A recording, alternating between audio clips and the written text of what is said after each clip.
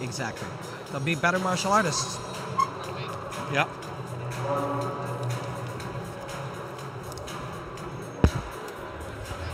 Good fights.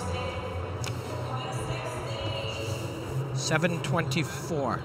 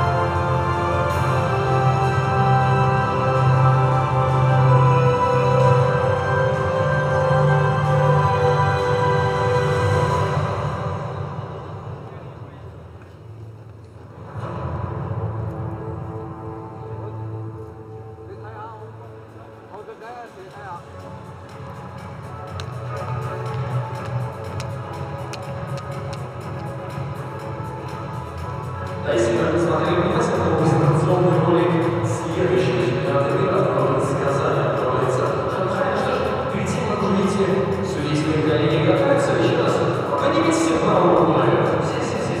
Makes me want to go to Shanghai, and I'm not a big fan of Shanghai, so I want to go to Shanghai. Never been. it's okay. Gotta see it once for sure. That's pretty epic. И сосед надо соответствовать соседу слева и отомстить ему. Это зависит от того позитива. Так, что ж, очень простая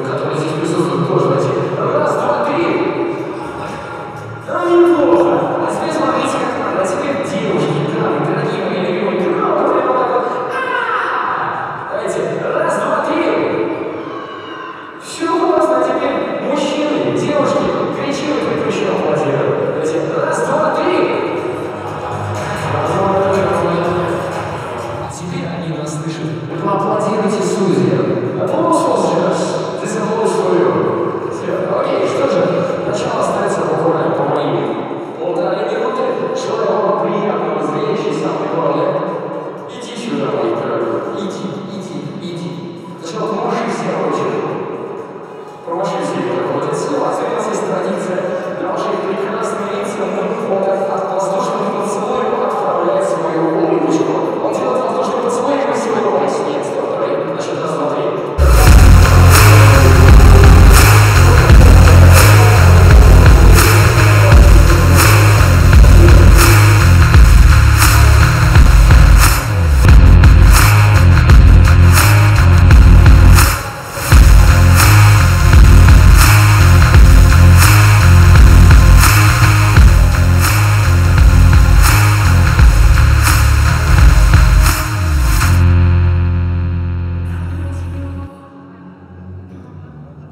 Welcome, martial arts fans and global martial arts enthusiasts. This is the 14th World Wushu Championships.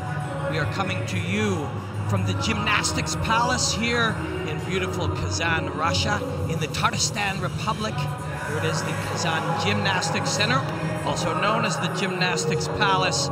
And we are in for a treat. The World Wushu Championships, we are in day 3. We've been showcasing beautiful arts of Taolu and Sanda, and tonight it is Sanda, men's 65, 70, 75, 80, 85, and 90 kilogram quarterfinals, and I believe we may have some heavyweights as well. 27 fights in 6 men's divisions.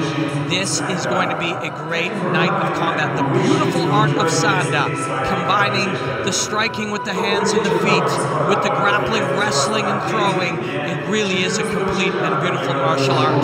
And to my left, a man who will help make sense of it all. I'm very, very pleased to be sitting next to him, and he is going to inform us and give us the deep dive into the beautiful art of Sanda.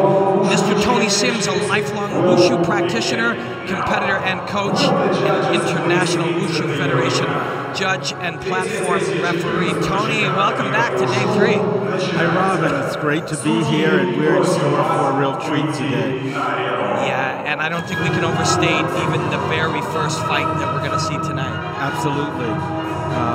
Simwell Park has been incredible throughout the first days of competition, and Van Hong from Vietnam has brought his typical A game to the competition. So to kick off the evening session where that is the first fight is really something. Oh, it is going to be spectacular. And these two are highly, highly experienced, super familiar with each other. But you think it's better for them, better for us, more intimidating starting the night off, or is this just they're used to it regardless? I think these competitors are so experienced that it doesn't matter whether they're the first fight or whether they're the 5th fight. They've been prepping, so they'll be ready to come out and fight. If you're watching us streaming live on the IWUF Wushu YouTube channel, we welcome you. If you did not see day 2, session 4, Sanda yesterday, there were 2 spectacular knockouts in the heavyweight division, and I think we're going to see those gentlemen in action as well tonight. Absolutely. From fight number 1 down to our 90 kilogram category, which is always an entertaining category, but we see some excellent technique in Sanda from our heaviest weight fighters. Yeah, I was so surprised with the smoothness of Zhang Yi when he knocked out his opponent in that first minute yesterday. We've seen some of everything. The elegant striking from the outside, but the Sanda and the way the rule set and the way the judging and the way the scoring has been put together, it really is a free-flowing, highly entertaining spectator sport. We're being introduced to the judges who play a really important role in this sport.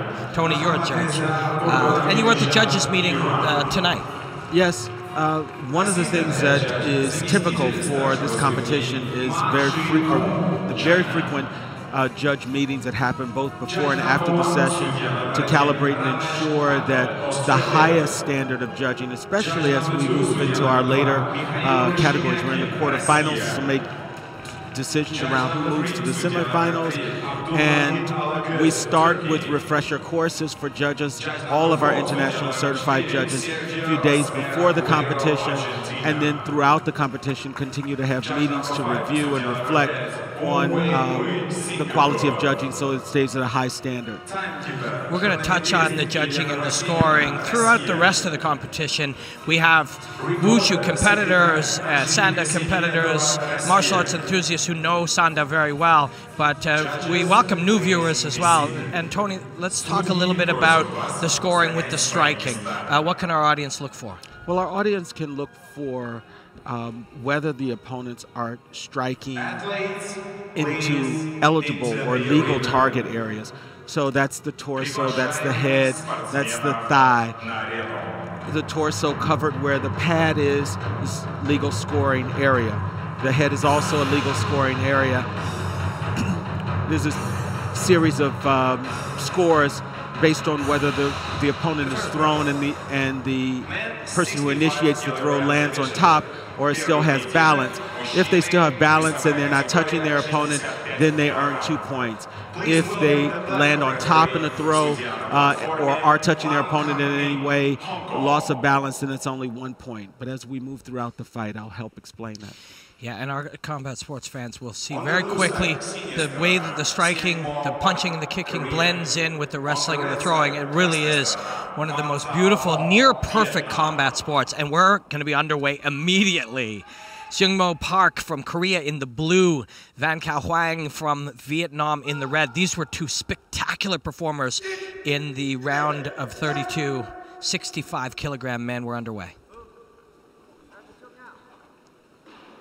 Both of our fighters have the complete package. We can expect to see great speed and precision with hands and feet. And you will see in your top left, those scores are scores by round. So you won't see the points appear there. At the end of the round, the winner will be given the round, and that will show you that they're ahead. But we will try to give you insight into what the judges are seeing throughout the night. Perfectly, beautifully executed there. Wang ducked underneath. Off platform. 2 points to red. And that's 2 points to blue. Just like that. Oh, looking for the hooking side kick. And you can see the skill level these two have, kicking from the outside. And as they get into that grappling range, they'll immediately engage in wrestling.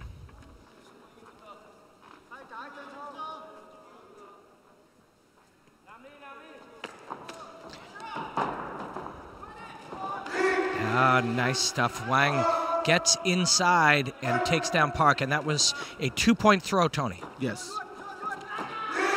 That's a 1-point throw for Korea. And our audience will notice, in that case, Park, the Korean, in blue, landed on Wang, so he left his feet as well, so it's a 1-point partial takedown. When Wang took down Park, he took him down freely and maintained his balance, so it was a 2-point throw. You see both of these fighters respecting the fighting distance. They know that they are with very experienced and explosive opponents. 14th World Wushu Championships, men's 65 kilogram. I am Robin Black with Tony Sims, and you're in for a treat tonight. Beautifully executed roundhouse kick to the torso by Seungmo Park. I'm blown away already by how high scoring this is, that they are pulling off their best offense against each other at this high of a level. It's beautiful to see.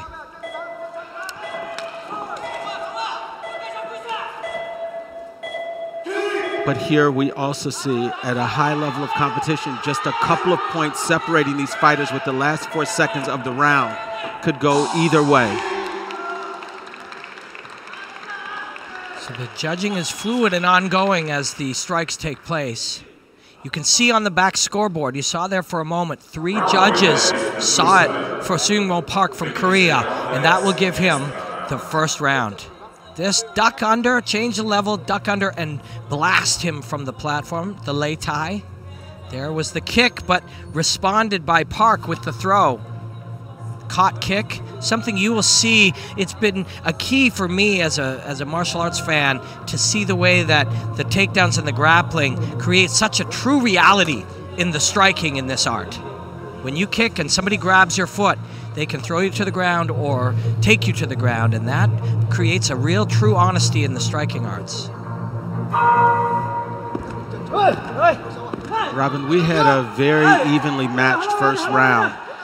We can expect to see Van Hong come out and try and get this into a 3-round match. So the first fighter to win 2 rounds wins, or the fighter who wins 2 rounds wins. And that can be 2 consecutive rounds, or as Tony alluded to, if they split the first 2 rounds, we see a 3rd round. And so Wang in the red from Vietnam needs this round. Throws a hard, high kick. Park catches it off of his left mitt.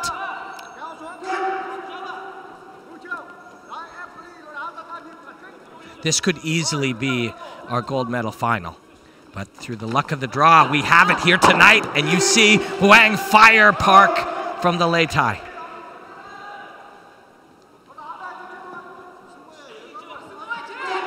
Are you surprised that they're both able to execute these so cleanly against such a high-level opponent? This is the fight that they came here prepared for, whether it was the finals or quarterfinals. It's just a real treat to see such a high caliber of fighting. I don't know what the judges saw, whether it was that low kick on the exit, but they scored a point for Wang, who is ahead currently, but there's a long way to go with a minute. Barely, yes. We're a minute in, still only separated by, and trying to get a throw down, and Park reversed it. Gorgeous.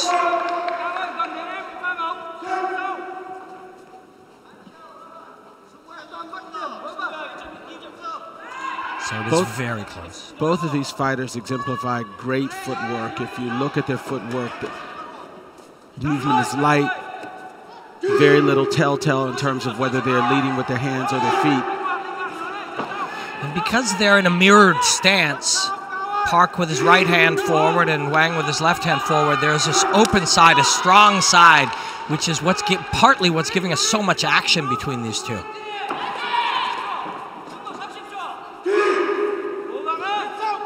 So into this dangerous last 25 seconds of the round, and you can hear Van Hong's corner urging him on just to make up a difference in the points. These fighters are literally almost dead even in some judges' eyes.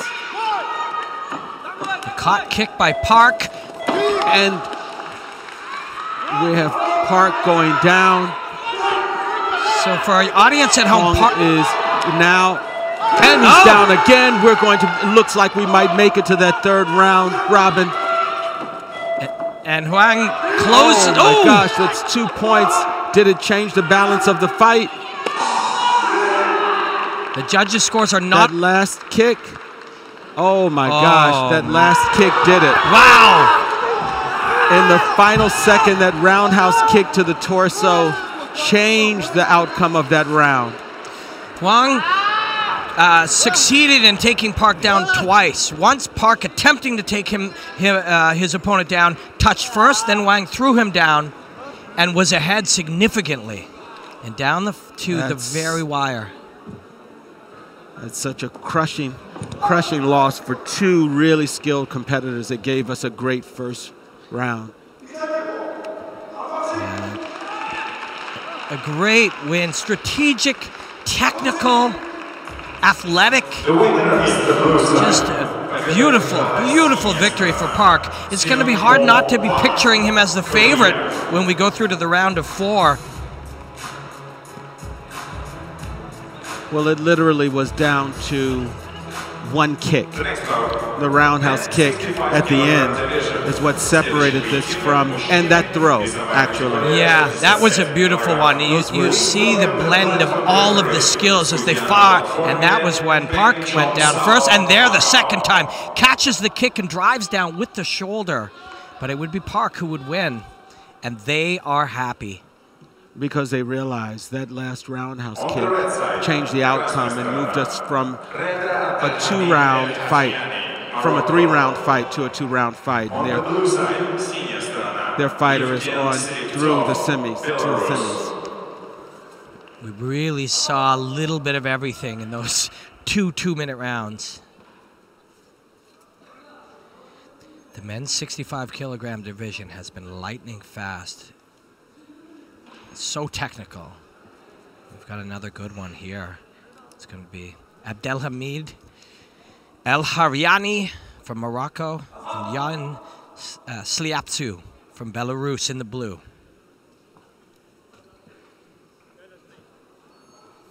The winner here, according to the bracket, will face Park in the next round. But you can't be thinking about that now.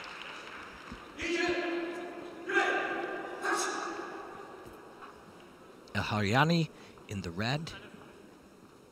Sliapsu from Belarus in the blue.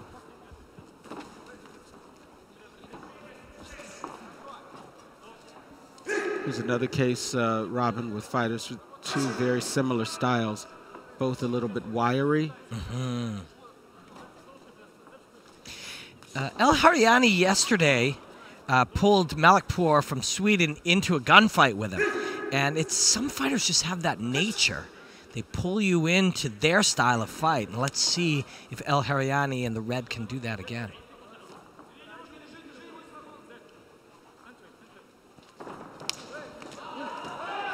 Beautiful. Catches the right kick, fires the right hand, and succeeds with the takedown. That could be a point for the punch and a point for the takedown. Absolutely. There's a change to the rules this year so that if you execute a punch or a kick that knocks your opponent down, you earn points for the opponent going down, and you earn points for the technique that caused the fall. I've had the great pleasure as a combat sports commentator to call almost every martial art in the world. There we have an off-platform. Yes. Here's a time, Robin, we should mention to our viewers that in Sanda, if an opponent goes off the platform twice in one round, that round is won by his opponent. There's a case where the takedown was initiated by our fighter in red, El Haryani, but when he went down first, he actually lost a point there. Just mentioning that I've called many different martial arts, but there's been a turning side kick, caught and thrown. And there is something about the structure, the rules, the scoring about Sanda that is near perfect for both the reality of combat, but also for the audience's experience. I think our viewers have already gotten to see that tonight.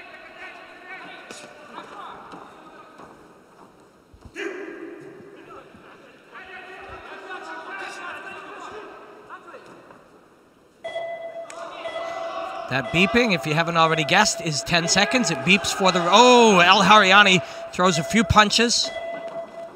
And Sliapsu throws a few of his own.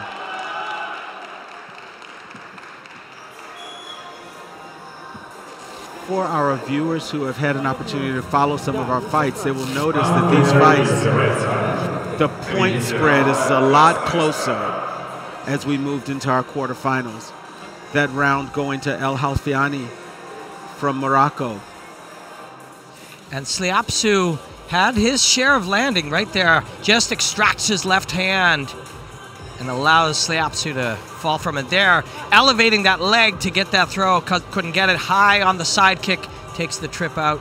And right here, we get a little chaos at the end. It's that flurry to try and get points in before the round ends. And of course, when you draw that line in the sand and start throwing your hands in hopes of scoring a number of punches at the end, you're also susceptible to those. When you default to pure offense, you're open for the offense of your opponent. And we saw that a little bit in that exchange.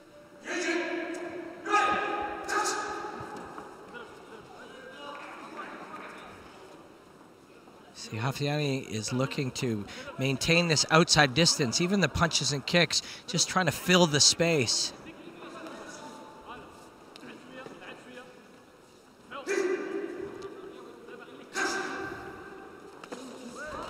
Beautiful left double jab.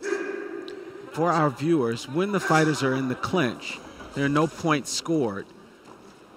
So whenever we see the punches, sometimes the low thigh kicks, there are no points scored as long as the opponents are in the clinch.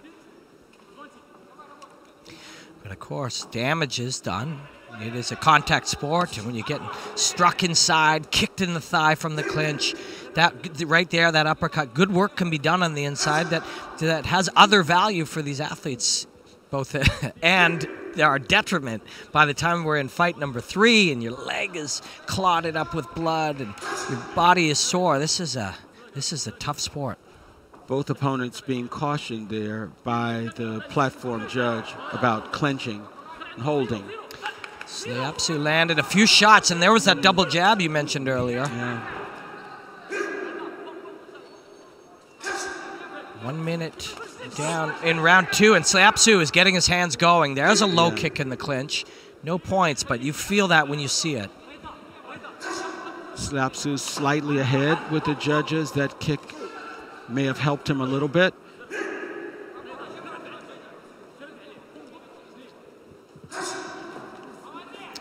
Now hands first. Trying desperately to take this to 3 rounds again. We see our fighters trying to come back in the second round. El Hafiani, you see round 1 in the top corner of your screen, 1 round, and he is ahead. No, he is behind in round 2. Yeah, so Sliapsu landing with hands, standing his ground a little bit in the inside ranges and firing with his hands. And we've seen, Tony, oh, there's more hands, more knuckles, just from that tight circle range. The clean punches earn him 1 point. Any of those clean punches, and he's been able to land those straight jabs. And it's just enough as we move into the last 3 seconds and a roundhouse kick. And he's done enough, Robin. Yeah. So we will see a 3rd round. I suspect we're going to see that a little more tonight and going forward as the fighters get to the higher levels facing each other. Let's hear what their corners have to say to them.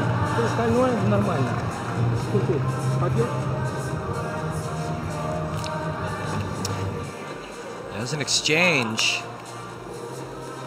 Good, crisp, tight boxing on the inside from Sliapsu here in round 2, committing to his punches.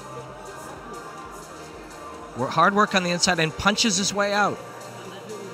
And he may have found a zone and a range and a little bit of space to do his work here. Very good round for Sliapsu from Belarus. One of the beautiful things about Sanda is where your mind has to be focused on so many things. You know, while you're thinking about stopping a takedown or preventing some grappling, Sliapsu can throw his knuckles and land on your chin. We head into what should be an exciting round 3, Robin. Both of these beautifully executed from Sliapsu. Roundhouse kick. And both fighters fighting for ground. The first 10 seconds, as you advertised, start out very exciting. Yeah. And they're testing each other in all of these different planes and all of these different skill sets. So here's where training endurance is a factor. Both of these fighters realize they have 1 round to make it to the semifinals. Outside here, on the end of the kicks, is where El Hafiani did very well in round 1. A little deeper into that range where the fist can just reach the chin. Sliapsu did better in round 2. Now Sliapsu, maybe sensing El Hafiani's fatigue, is also pushing into the grappling. Striking his way in and then making El Hafiani carry his weight. We know Sliapsu has those fast hands. He's showing us there with the hook and off platform. Oh. He just sort of muscled El Hafiani off platform. Maybe a little bit of result of 2 hard-fought rounds. And you can see as somebody's going off through our first 2 fights, they'll really try to hold on to the other and bring them down, because if both fall, no points are scored. That's right. And El Hafiani was holding onto that glove, and Sliapsu just rotated and extracted it, and El Hafiani went down. He just received a caution for a penalty, 1-point penalty for clinching.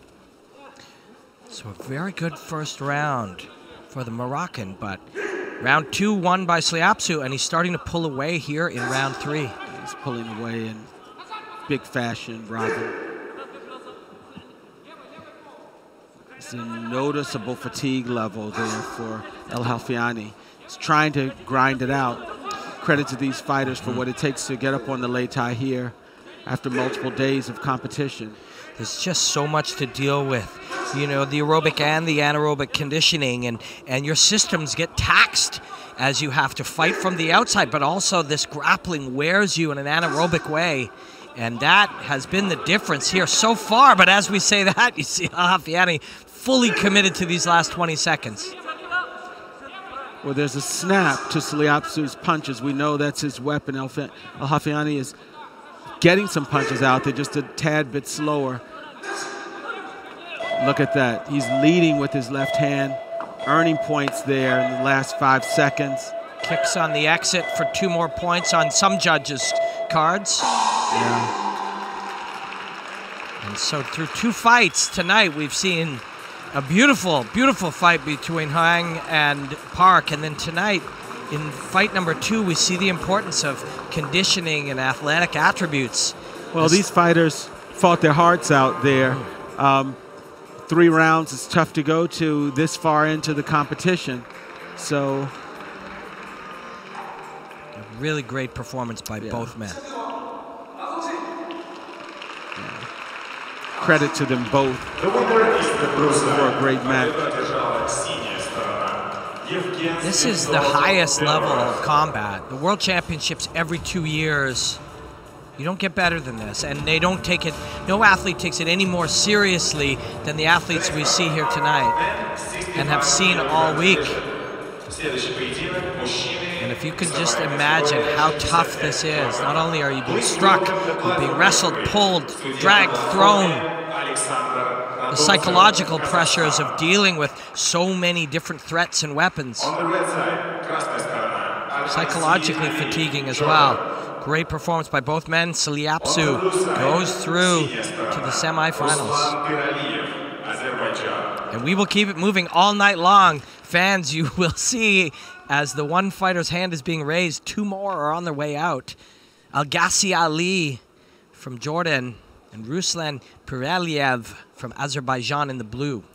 Al-Ghazi Ali is a regular here at the World Championship level. He always brings some exciting fights to the platform, so we can expect to see some great things here. Looked great against Abu Muhammad from Iraq on day 2. And Prialev had a really strong performance against his opponent, Barret from France.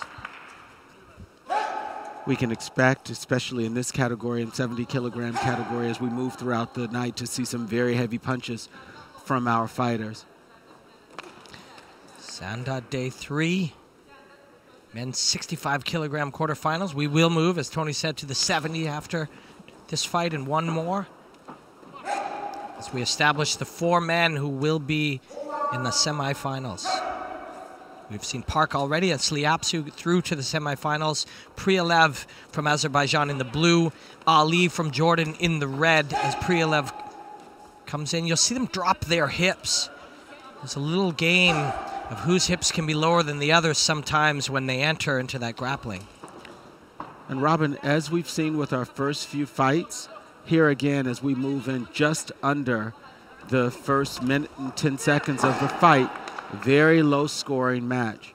It just shows how strategic these fighters are. Ali ducks underneath that spinning attack to get the body lock and get Prialev down. Prialev now looking for the single leg. Had the single. Great balance from Ali. one of the first things you and I spoke about on day one, Tony, is how at these higher levels you see how used to fighting on one leg some of these fighters have become over their careers. Absolutely. We will see fewer and fewer fighters going down easily on one leg. We might even see one travel half the distance of the lei tai on one leg. Perfect timing to come in and scoop up that left leg off the kick. And Prialev moves ahead with 20 seconds remaining. But with just 1 point on a few judges' cards separating these two. That's a punch or a kick. Oh! Both off the platform, so that takedown didn't count. We have 12 seconds left, and this round could go either way, Robin.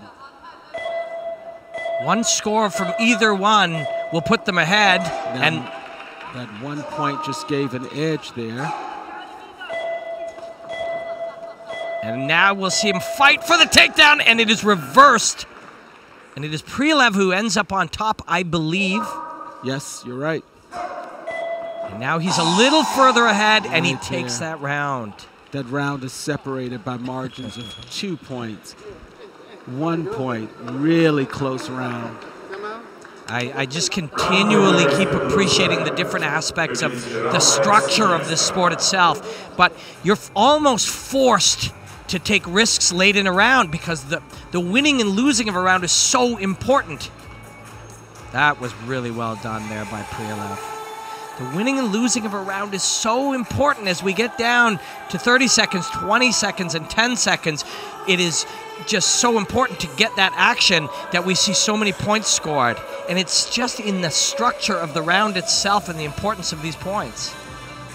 It's a great spectator sport. It's been such a pleasure here through day 3.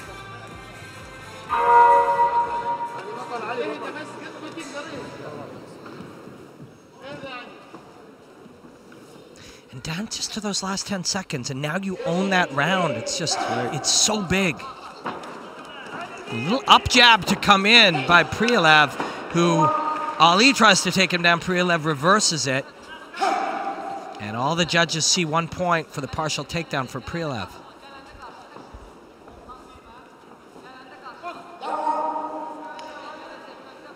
At this level, so far, we've seen very evenly matched fighters. That was an appointed attack that the referee gave, and then a 5-second count. And because he did not initiate an count, Prialev earned a 1 point penalty. Which put Ali in a tie, and then he landed a few punches on the way out.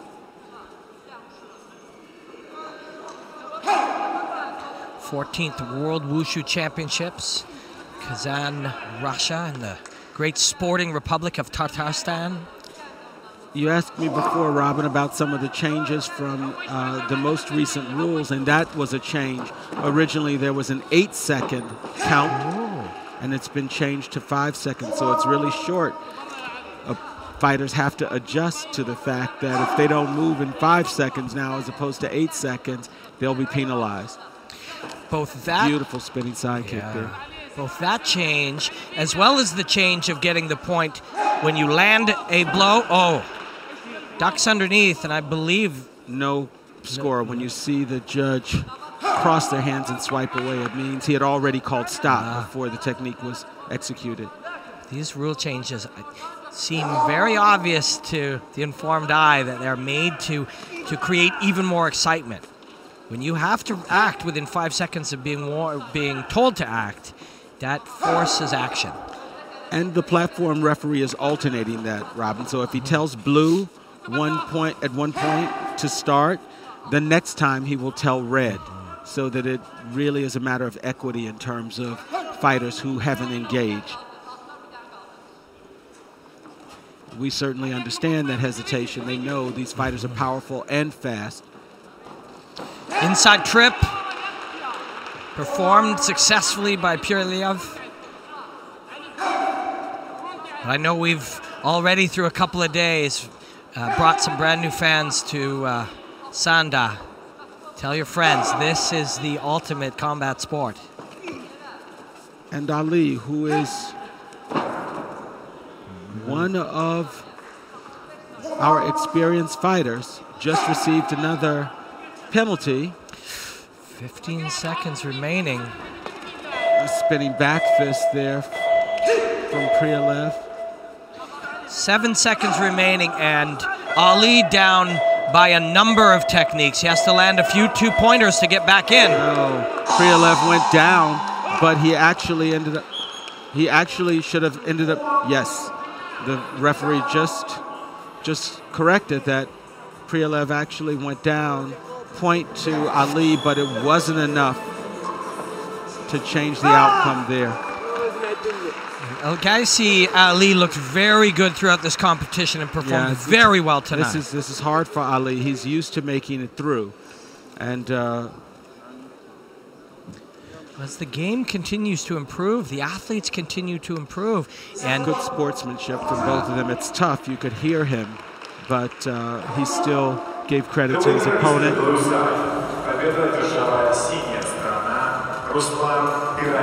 Hug to the other coaches.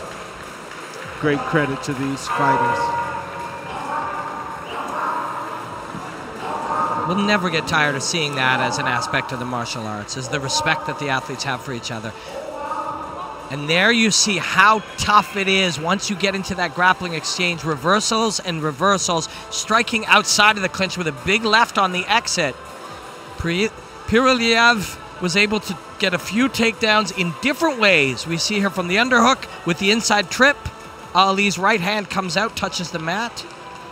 So a very complex and changing game for Prialev. And he goes through to join Sliapsu and Park in the semifinals tomorrow night.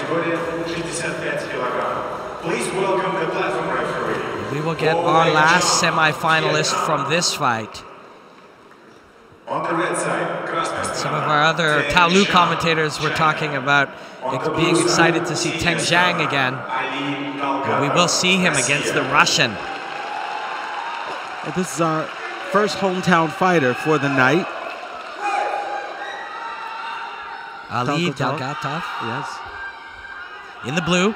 Teng Zhang has shown us some exciting fights. You immediately see how sudden his action is as he throws that inside kick and then throws the straight right hand. Calm, relaxed, and then very quick and sudden. Right there. Even his feints. Squared up for a moment, I think, to ask Dalgatov to shoot in on him.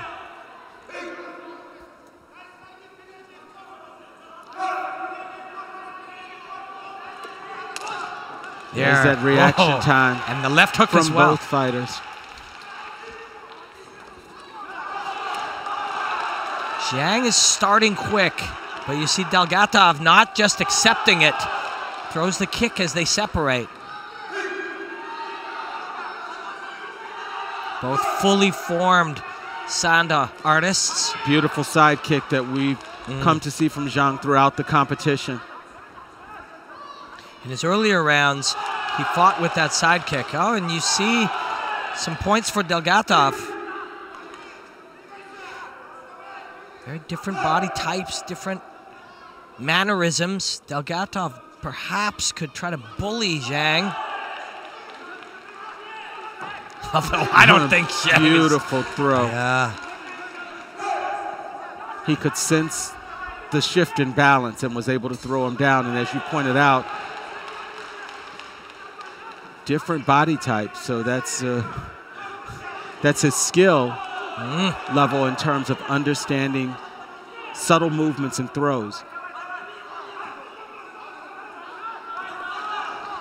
Power in from Dalgatov, and Zhang tries to drop down and get in on the hips. Dalgatov pulls him back up. We're into our last 15 seconds of the fight, and still a very close fight with Dalgatov earning a couple points with that roundhouse kick, and there's that side kick again. So you just feel the temperature rise in those last seconds as a fighter has to open up a little bit to get those points back or lose that round. And in this case, not enough. Zhang takes round 1. There, slides out of the way, answers back, left hook on the exit. This is a skilled man, 2 skilled men in a beautiful fight. Jab, but Dalgatov stands his ground and answers. Do we see the trip? Yes. Rotates him. It's something I've noticed over these days, that a lot of the direction change and the takedown, explosive direction change, but also awareness, like you said, sensitivity to the shifts in balance and weight distribution. Sometimes they just feel a small shift from their opponent, and sometimes they create it in their opponent. And the opponent tries to compensate, they take him the other way. One of the great things about our telecast is our viewers at home can hear the coaches in China, Chinese coaches coaching them on the side, and then you turn and you can hear our Russian coaches coaching.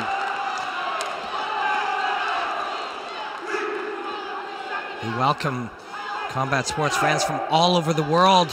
Beautiful side kick there from Zhang. Elegant. And answered each time. You notice each of the fighters so experienced answering with the technique. There's 2-point side kicks. Beautiful. Oh. Great protection from Dalgatov, answering with the same technique. And Zhang just moves into the space to take that technique away. But you're right, Dalgatov never just takes one without offering one back. There's that side kick. And he uses it on different angles, sometimes diagonally toes up.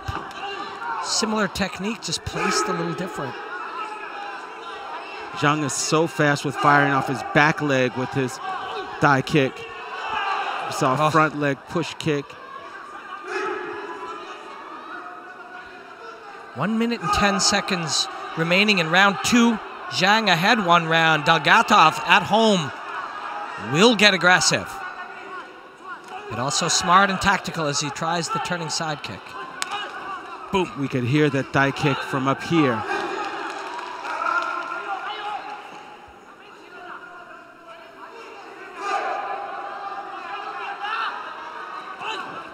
Will feint to come in. There's that standing on one leg balance that we saw. And Zhang fully aware that if he took his back there, sacrificed his position, that he may be able to elevate Dalgatov and throw him. Instead, the two go off together. Dalgatov now getting aggressive. And you don't get points for that uppercut, but you feel it. This is where Dalgatov's corner is urging him on to earn some points as we move into the last 28 seconds. It's a lot of time if you can get points like that. 2 points for a kick to the body or a kick to the head. So 2 well-placed kicks can get you 4 points, and that can be the difference. And that's what Dalgatov's trying to muster up there. Beautiful side kick again from Zhang. So tell us, points for the side kick as well as points for taking him off his feet. Exactly. Should have been 4 points there. Side kick for 2, 2 points for a clean takedown as we're in the last 5 seconds here. Dalgatov fought a courageous fight. Just earned 2 points there for the kick, but not quite enough to make up the difference for a highly competitive fight. Highly competitive, and a fight Ali Dalgatov and the Russian fans should be very proud of. Teng Zhang looked on fire tonight, and Dalgatov, his courage under fire and in the fire, I'm sure he impressed the fans here, but it is Teng Zhang from China. Well, this is where we talk about fighters moving to another level, and if you look at the difference in the scores and the scoring, Zhang needed to take it up a level with Dalgatov. They were very much closer in that first round. This round was a very different scoring scenario. As we travel around the world commentating martial arts, there's something in the Russian fighters that is just so fun to watch, but it is Zhang here who showed the skill and the technique. the awareness. You just see where he places his body, his head, that pick to the outside of the thigh. Look, there's the balance. And there was, had he had another foot, he could have sacrificed his back there. Oh, and that elegant side kick. You'll never get tired of seeing that. He's shown us some great matches this competition, Robin, that's for sure. That was not an easy fight. Scores don't tell the whole story because Dalgatov just never stopped putting the pressure, but it was Zhang's fight. And we move now to the men's 70-kilogram quarterfinals. On the blue side, Hotak Mohammed Murtaza from Afghanistan in the red. Bujeka, Saad Bujeka from Morocco in the blue.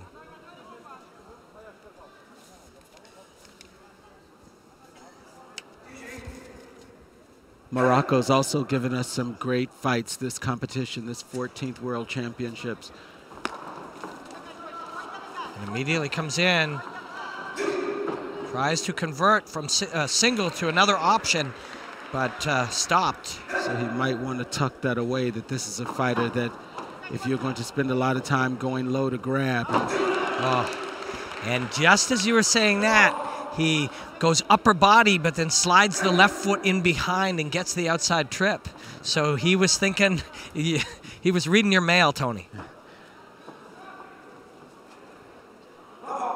Murtaza's just a little bit shorter. So he's lower to the ground. All he does is slide back, sets his weight, and he's pulling Bujeka down. As you start to watch, and when you have, perfectly timed jab, and uses it to enter, but not able to get the takedown or the grappling going too much. You see their hips far, far back. We've seen great fighters as the one fighter pulls his hips back, the other one pulls him straight forward. Beautiful roundhouse kick and a throw there for Bujeka. Finally. And that was that concept of the sacrifice throw that I was talking about. You saw earlier, had Bujeka been able to throw his opponent over top of him there, although he touched first, he would still get the off platform.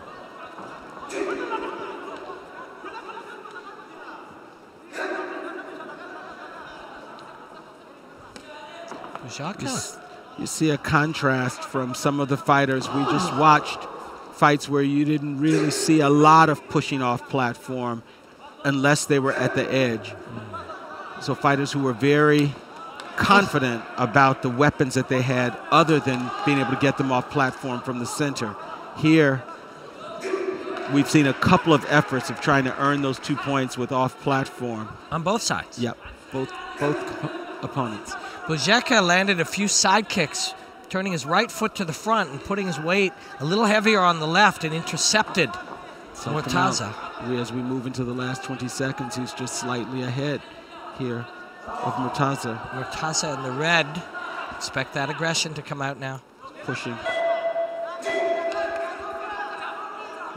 Maybe Murtaza's corner will talk to him as we move into the last 7 seconds of this first round about a strategy to earn some points. He's hoping to try to land the kick and push him off the Leitai, but no success.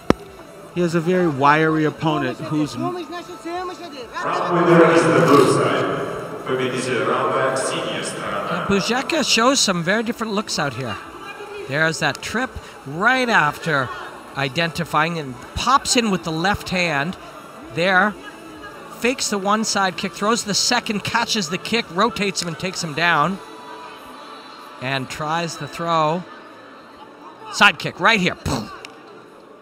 His left foot heavy on the ground, light on the right foot, and intercepted him coming through. That was beautiful.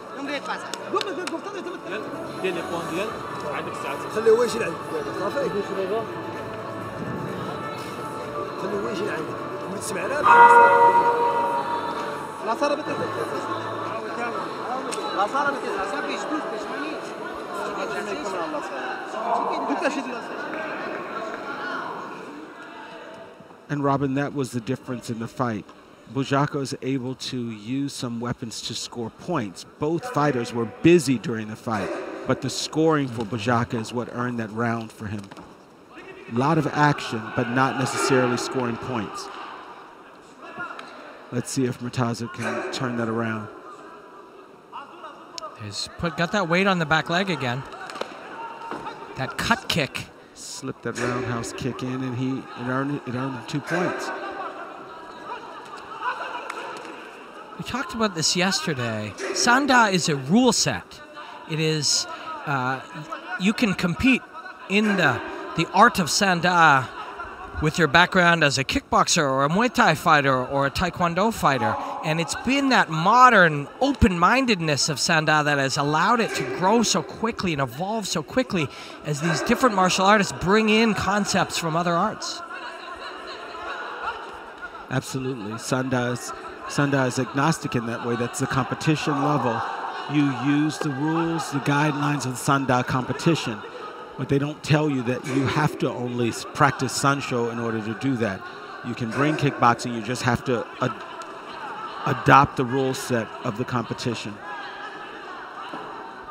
Bujaka, those side kicks that he uses popping in, you see that a lot in Taekwondo, international Taekwondo competition. We're at 1 minute in the fight. Right there. Bujaka hasn't earned any points yet on the board. And Murtaza's at 2 points with most of the judges. A couple judges see him at 4 points. And there's an off platform to earn him 2 more points. So we very well may see a push toward Murtaza trying to get this to a 3rd round. There's a takedown there. But only a single point.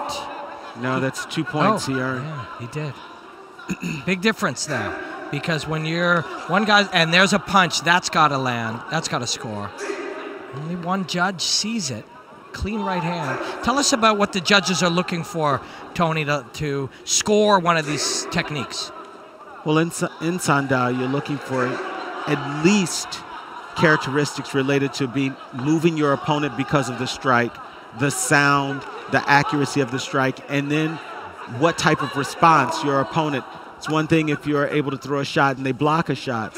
It's another thing if you throw a kick and the kick is caught. But it has to be a clean technique. It has to have sufficient amount of power. One clean kick but there's a kick scored for Murtaza with 2 seconds remaining. It's mathematically possible with a clean kick for Bujaka. It looks like we're into a 3rd round here, Robin. It's a very different looking round 2 between these two.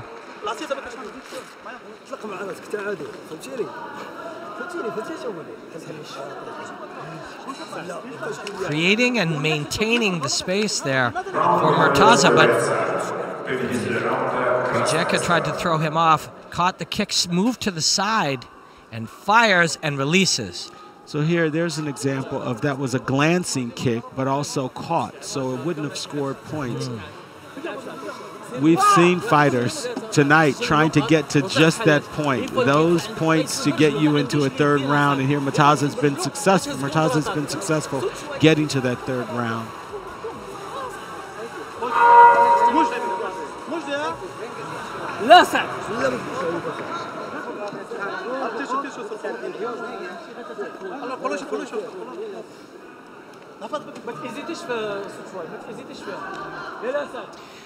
When you perform at a high intensity for 2 minutes, and then you have 50% of that time to recover, an athlete can have the ability to fully recover. But at this level and this intensity, you've got to be some level of athlete to do it.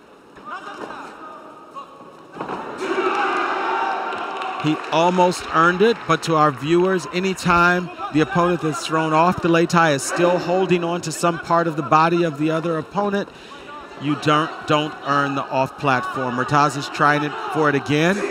He tried for it a lot in that 1st round and not very much in the 2nd round. He earned the 2nd round through his points. So hopefully he'll remember that strategy. We haven't seen the off-platform twice in a round yet tonight, but you mentioned earlier. Good work by Saad Bouzeka of Morocco, but hard work. Very hard work. If his body had touched the platform before he actually was able to get his opponent down, he would have lost a point. But it was a hard climb. Murtaza made it tough for him. 84 seconds remaining. Bouzeka working the jab, and now will access the back. You can throw from here. We've seen it.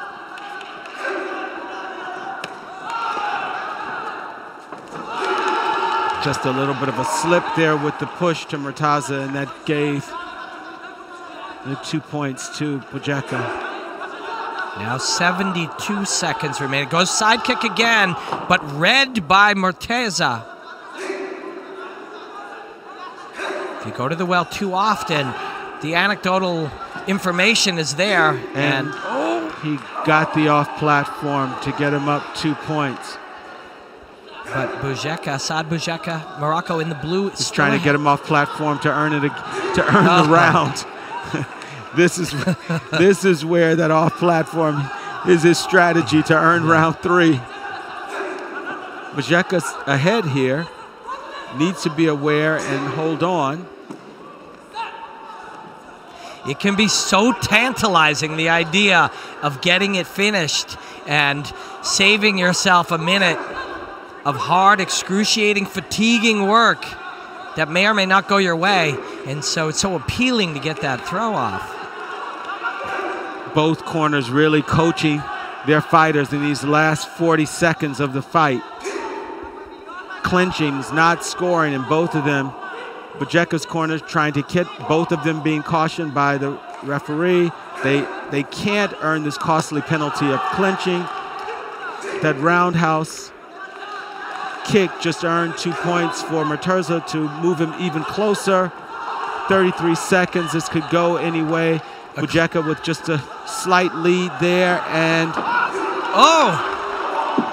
25 seconds remaining, and a single point will it did shift. It is now Hotak Mohammad Murtaza of Afghanistan in the red, who is slightly ahead with 20 seconds remaining. And jab to go to the overhook.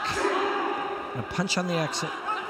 No points, no change. This is going to come down to the last techniques as well.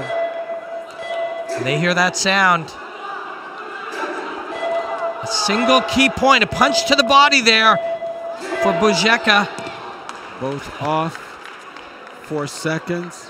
4 seconds remaining. Bouzeka will fire a technique within these 4 seconds. Murtaza, of course, knows that something is coming. Will look to either... There's a push kick. Did he score it? He did! He scored it and he just won. He scored it and he just won the round. Oh, man. Murtaza went to celebrate. He didn't know.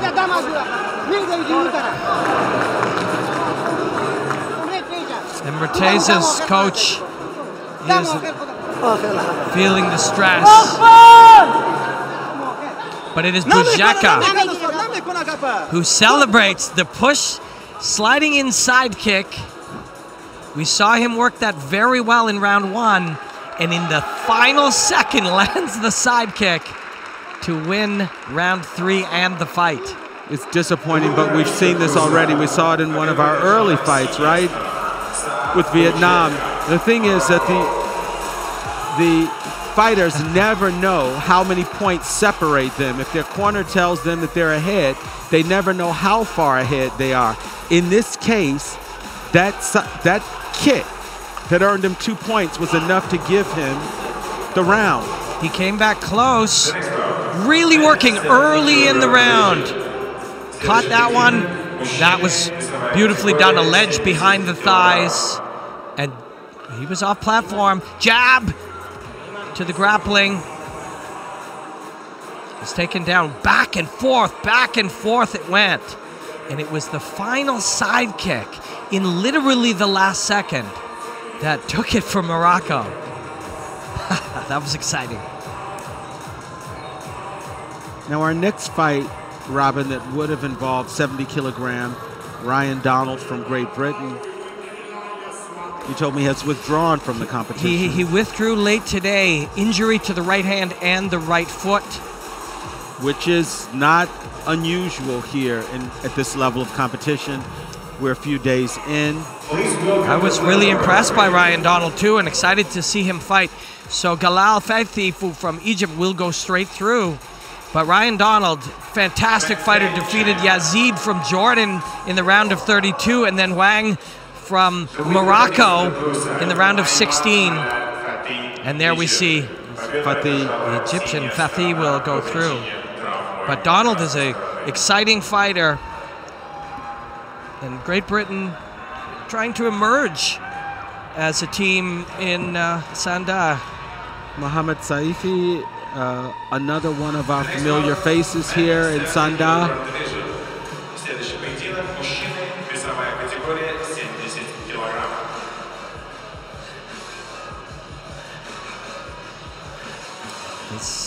And Mohamed Sifi from Iran, you just mentioned, you'll see him in the red. And Puja Riyaya from Indonesia in the blue. Both of these countries are countries that we typically see in the later rounds of the competition. On the blue side, senior star, Puja Riyaya, Indonesia.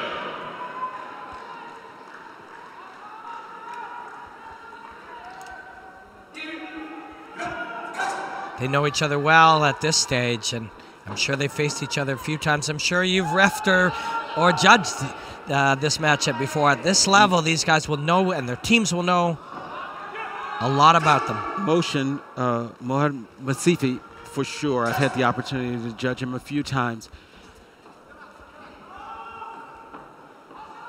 Riyaya just changing his position a few times. Inside trip, and goes high with the underhook with the left arm. Mohamed Sifi with the takedown.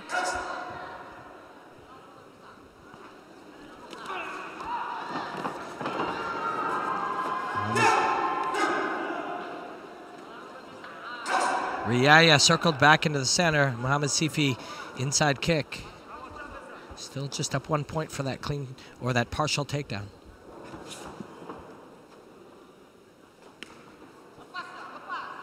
And now Mohamed Sifi will test out the game at the distance.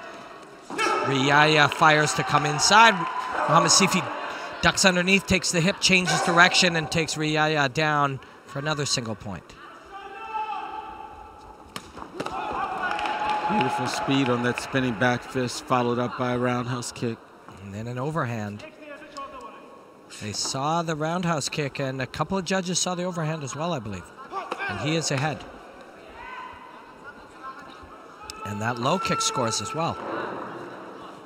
Riyaya finally on the board with a couple of judges with the roundhouse kick, but it was answered immediately by Mohamed Sifi.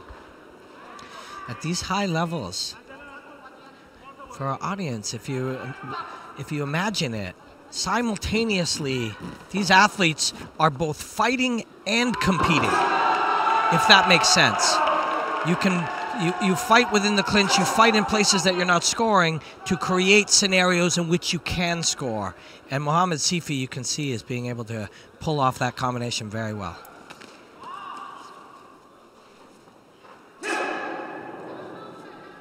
It just becomes a very multi-layered game for athletes at this level.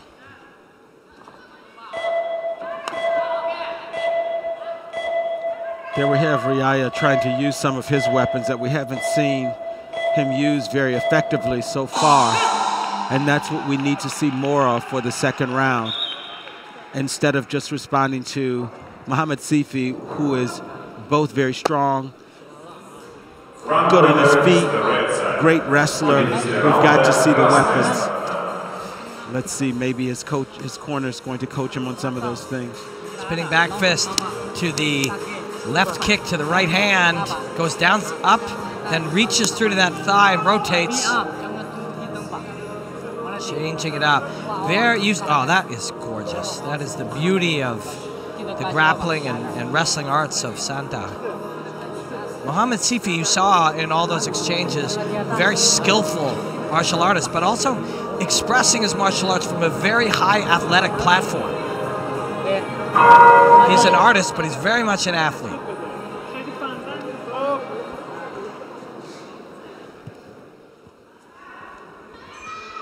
We've seen throughout the competition and how fighters can make adjustments between rounds. Immediately, Riyaya looks for the sidekick. Riyaya's got good legs. We just didn't see very much of it, but we definitely saw this great throwing skill of Mohamed Saifi. And that we saw in the highlights, that exact combination of grappling and that outside control.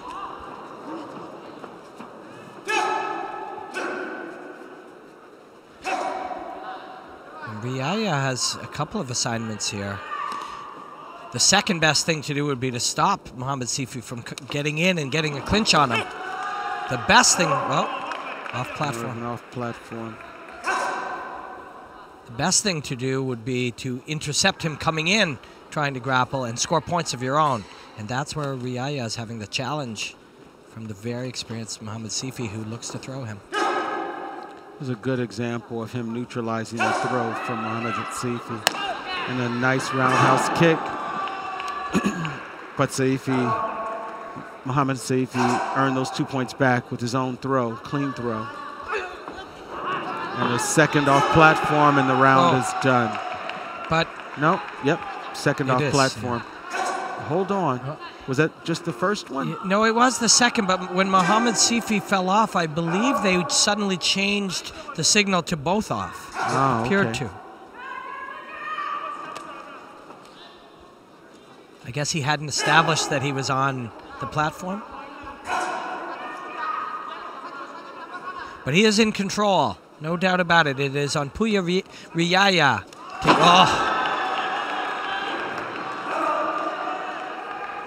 And that's that combination of skillful artistry and athletic platform. You saw it right there. This could end it. And it does, I believe.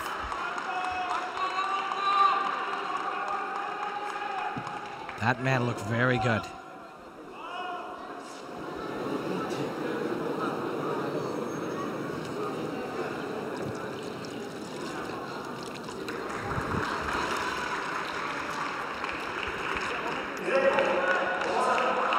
Mohsen Mohamed Saifi. Remember, you said on day one we would be expecting to see him moving through. Yes, congratulations to him, and also to Riyaya for doing some good work there in this quarterfinal match and with the champion.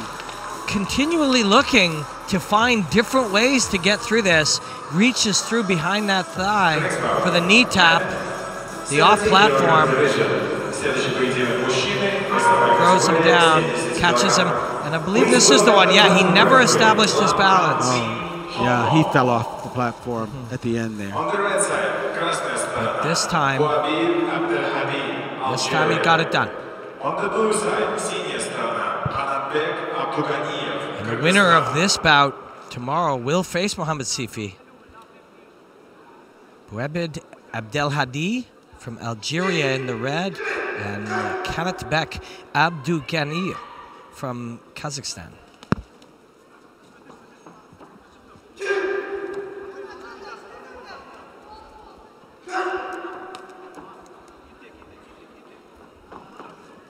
Abdoughaniyev with the single leg and looking to throw him off platform, but pulled off. Both go off.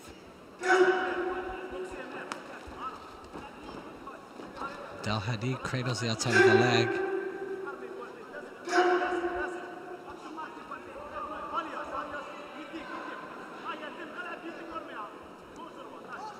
Both of these tall fighters, finally a point on the board in our first 30 seconds of the match. It looks like they gave him two, one for the punch, and there's another one for the kick. But that time it should be Abdoughaniyev. Yes, he gets Kantabek finally on the board.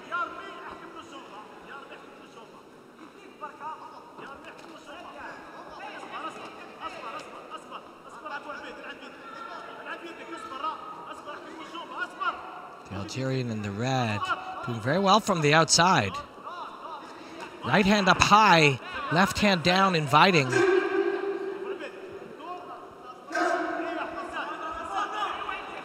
Both of these tall guys with pretty long reach. Punch evades the spinning technique, gets to the body and puts his man down. Webid Abdelhadi in the red, looking good in round one. And there's a high kick. Oh! Kenneth Beck was covering up. I don't know if he got something. Sometimes the kick can go towards the eye. There's the 8-second count. Looking for the fighter to put his hands up.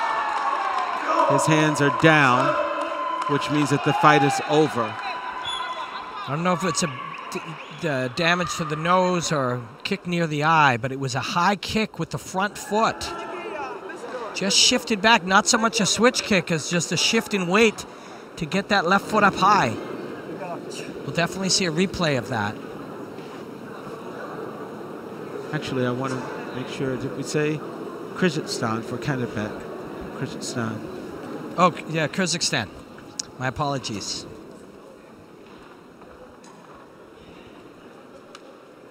Thank you for that, Tony. Well, it looks like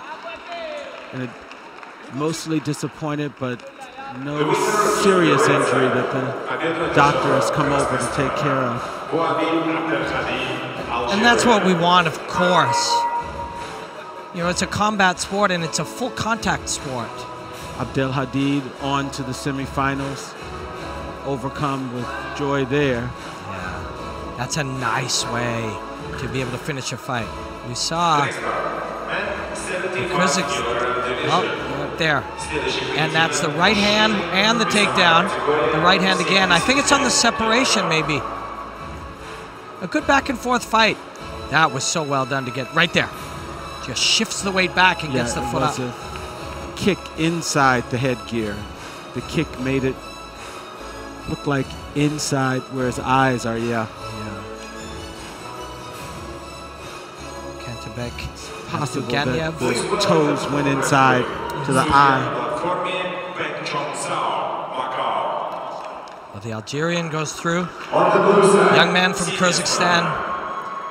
Had a great showing throughout the tournament. And we move to the men's 75 kilogram. It is Sanda day 3 at the 14th World Wushu Championships in Kazan, Tatarstan, Russia. I am Robin Black alongside Tony Sims. And it is men's 75 kilogram quarterfinals. Sabriya Bibiglu from Iran in the blue. And Abdul Maruf from we're Afghanistan. Off platform already. The Iranian fighters have looked so good.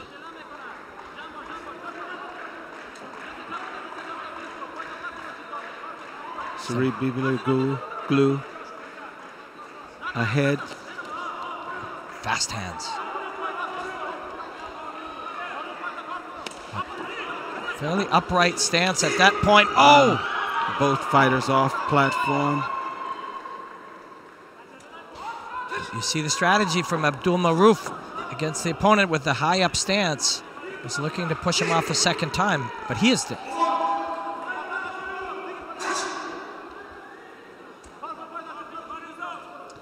Sabriya Bibiglu from Iran in the blue. Oh, little stutter step to the right hand.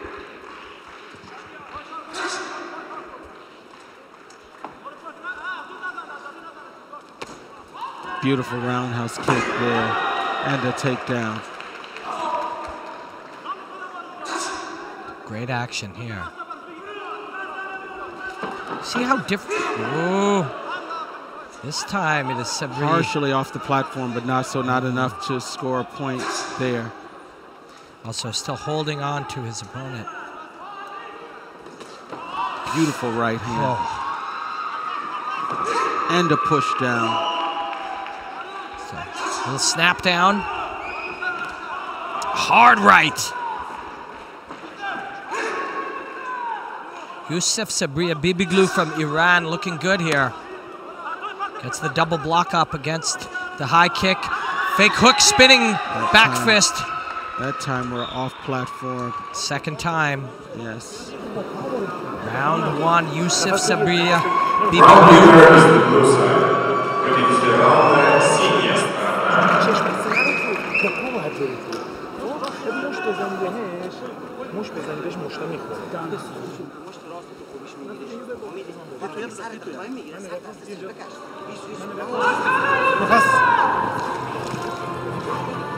We have fans from Afghanistan and Iran. Let you in on the conversation here.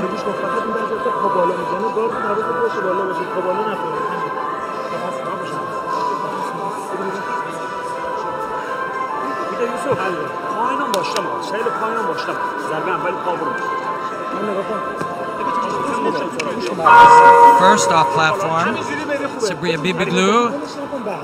This time not quite, goes off with him. Hot kick, great moment for Abdul Maruf. And there's the second off platform.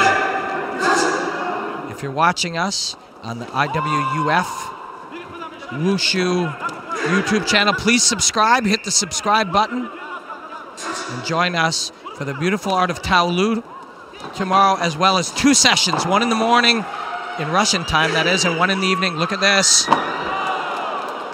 Wow. There was a lot of work and a beautiful throw there. However, didn't earn any points for Maruf. Was he down with him? Oh. The platform referee saw it as a both down? He had already called ting.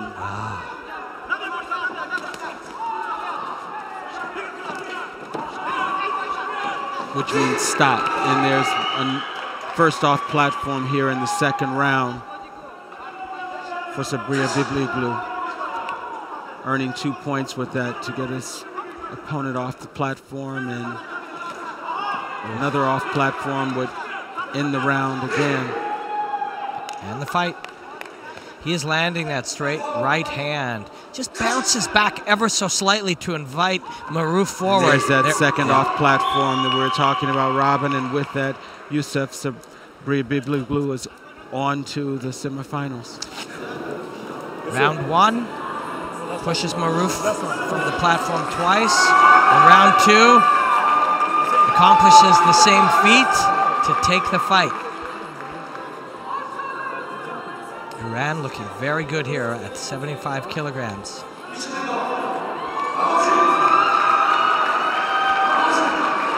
The winner is the blue side.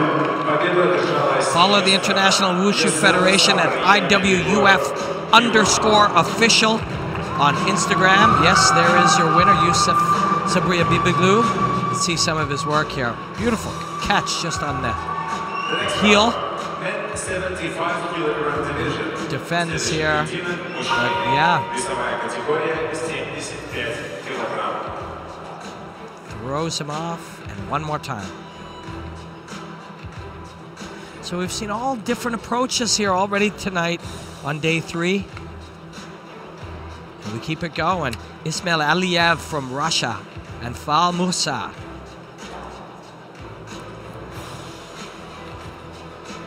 Men's 75 kilogram. Fighter from Senegal in a down-to-the-wire fight previously, Robert.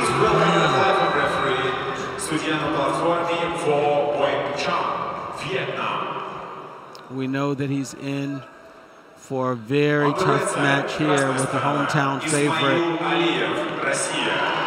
Aliyev, Russia in red. Aliyev, the Russian, has been very, very sharp. One tall, wow. And there we got our first 10 count. We might actually be calling for the doctor. That first technique and the fight is over. Beautifully done. He leaned down. Yeah. and that kick was coming up. When we see the replay, you will see Aliyev draw him in, and he drops down, and you see damage to the nose area. He's going to take some breaths here. There's your winner. Drew him forward, and Musa dropped down low, reaching in for the thigh. Aliyev in that flow state, able to see it all clearly, and fires the instep inside that protective helmet directly to the nose. Because these athletes are so tough, you see them trade and take all these shots, but there, low, Very bam. low. Oh. Kick to the face. Oh. Yep. Sometimes when the weapon is available and the target is clear, it can be a very big high impact like that.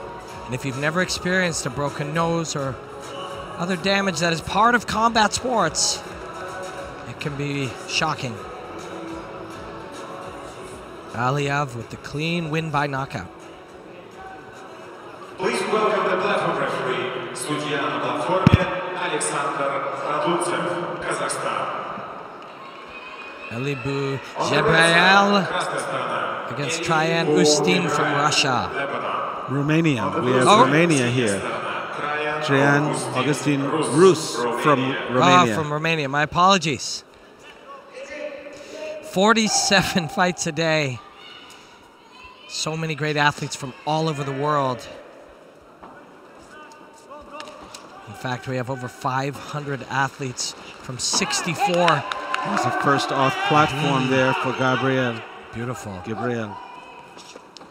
64 countries, 500 plus athletes in the non-combative arts of Talu and the full contact combat of Sanda. Gabriel catches the kick, but unable to take down Rus. Austin Rus from Romania.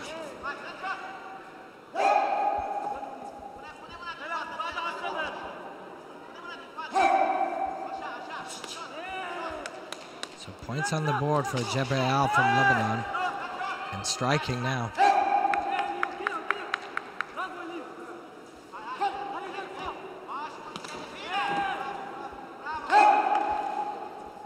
Jebrail stands his ground as Rus comes in with punches.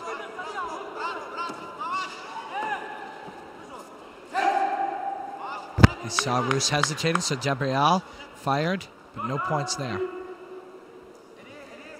We have some blood here on Rus. Platform referee, it looks like it's not too serious, so the platform referee takes care of it and the fight moves on. If it's anything too serious, they have to call for the doctor, medical team. A little step to a switch step.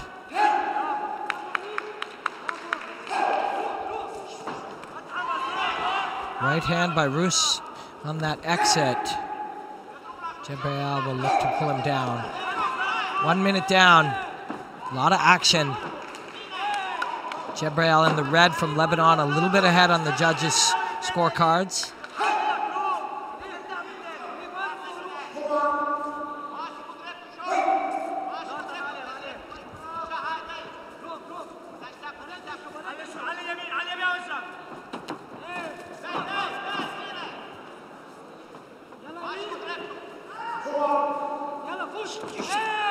Rus comes in, tries to pick that knee.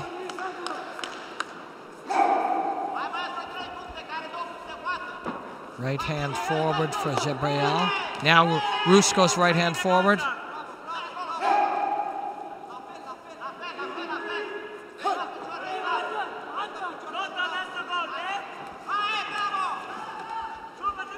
Drives in, but keeps his hips far back. Goes Elibu Jebrail from Israel.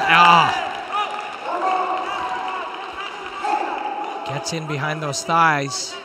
That just gives our fighter from Lebanon slight enough lead as we count down the last 7 seconds that he may be able to hold on to this for the first round. Side kick and a right hand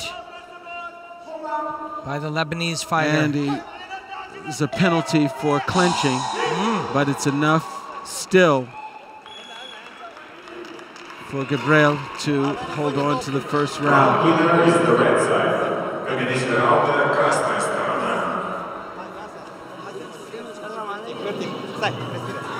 Low kick, caught. That early push off, but Rus from Romania settled back in, but wasn't able to score enough points here in round one. Gabriel there gets in behind the thighs and pushes. Kind of an old schoolyard trip. Worked beautifully.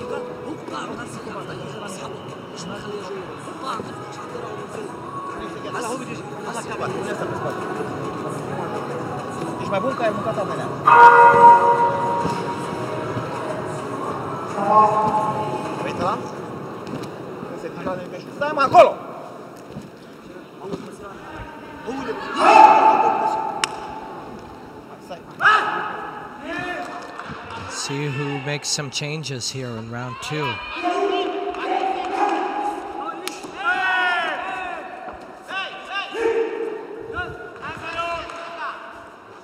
We see Gabriel coming out to capitalize these early seconds. And there's a good push kick from Rus to get him on the board. Let's see if the judges saw it that way. Only one judge did. So it is Gabriel ahead for now. Not even 30 seconds down here in round two. Round one, won by Gabriel. Gabriel tucks the shin in to the latissimus dorsi, and now the kick to the head. Kick to the head.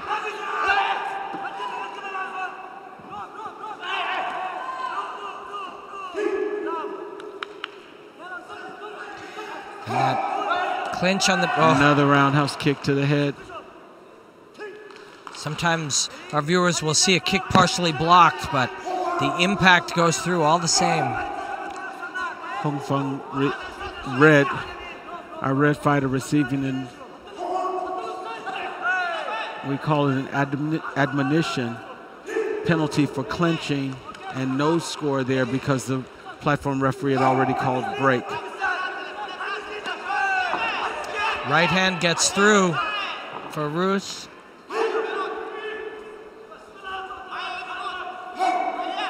Kind of a scrappy round two, but it's working out all right for Gabriel as he's still ahead with 50 seconds remaining. Oh, it's a costly slip there for Rus. That went shin on shin, and you feel that all the way up.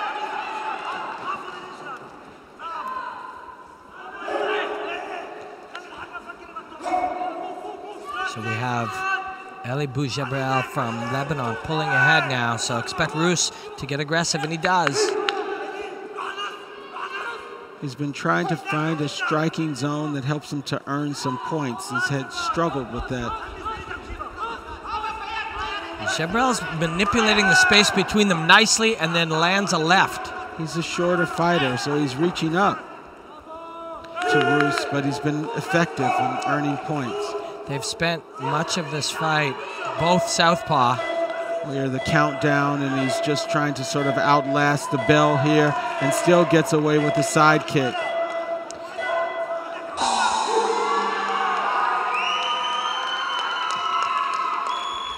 Smart fight.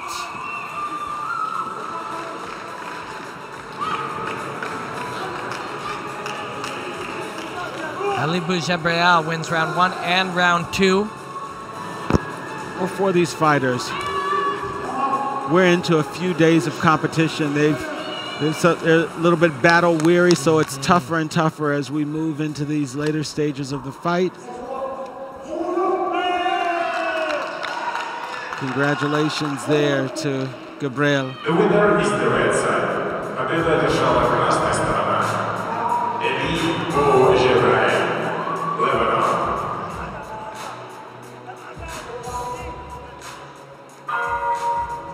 I stand corrected, Jabrel. The next bout, men 75-kilogram division. Следующий поединок мужчины. Little fake right hand to get him to slip inside, which set up the high kick.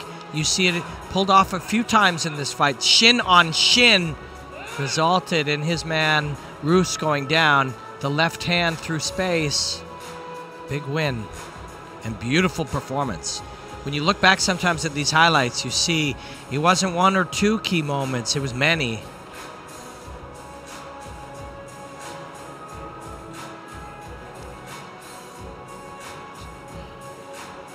It's like we have Filong Tsai from Macau coming up, and Gamaj. Sarawira Gamaj. Ramesh Sarira Gamaj from Sri Lanka. Just a little bit of an adjustment here. I think we must have had a change in the judges. Just our officials getting set here. The amount of focus it must take you guys to judge a long night like this must be psychologically, mentally draining. Yes, and you'll see maybe in a couple of fights a changing of all 5 judges just to ensure that folks are fresh as they're judging, because it is a long night of fights. And this is the second session of fighting for today. There's also an afternoon session of Taolu on 2 mats.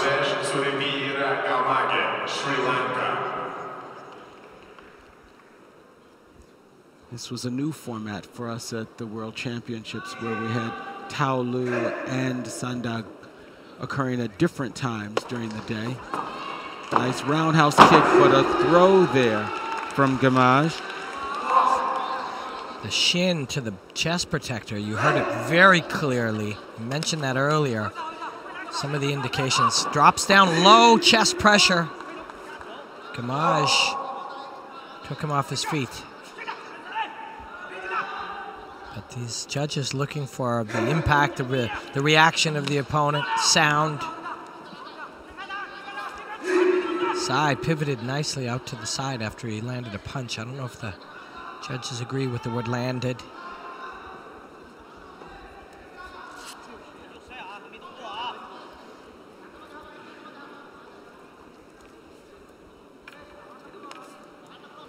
Macau fighter.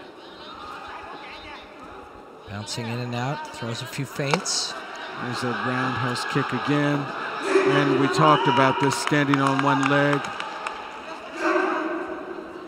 Using the leverage from the held leg as balance. And now he says, let's see if you can stand on one leg. And the answer was not quite as smoothly this time.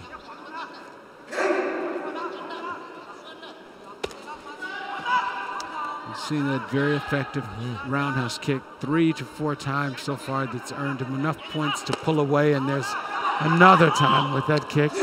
He also, I believe, is daring him to catch it. He has caught it a few times. Once was able to take him down, but since then not. And also he can maybe get him to reach for it one more time and go to the head with that left kick. It's almost pattern setting Gamaj to reach for that kick when he sees it. We have Gamaj firing off a couple of techniques to give him some points, using the distance with his side kick. Sai drops his hips and takes control of the armpit with the overhook. Not going to take him down when he's got that position. Let's see if he throws that head kick with the left.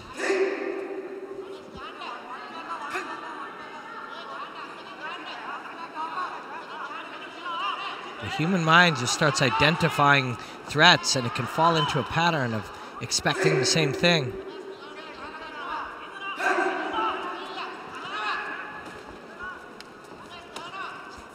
We've seen a lot more kicks here than we have hands, and as we move into the last 20 seconds, both opponents scoring primarily with their kicks. Both off platform. As we move into the last 15 seconds of the round here with Tsai. with the lead here in the round. Oh, hard, clean right hand. We see a clean right hand. 4 seconds remaining. Mathematically challenging, and maybe Gamache will just take the break and come back in round 2.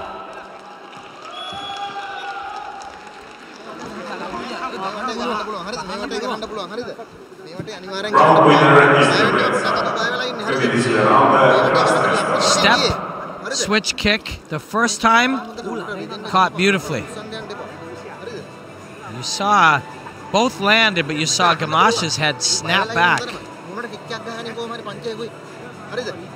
Kick caught that time by Sai and just directs the head to the mat.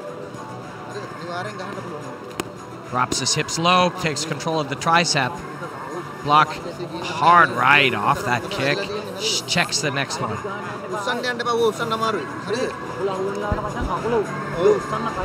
Great work by our team to show you these highlights all week long.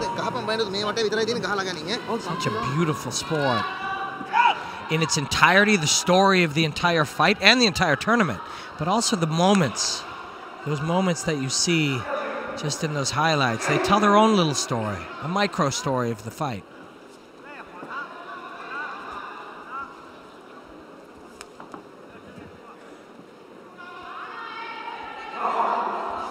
So, yes, Sai won that round and was doing well, but we start 0-0. Using his reach with it. Right leg to give him a roundhouse kick and earn some points on a few judges' cards. So far, Tsai is not on the scoreboard. Let's see if that... Gamache intercepts with the side kick, push kick. You see these little hand fighting happen inside as they get close. If you are in position to throw your opponent off, you've got to extract your... Oh, they trade rights. Gamache seems to snap the head of Sai back even harder. Gamache having a great 45 seconds of round 2 and is ahead on all, on 3 of the 5 cards.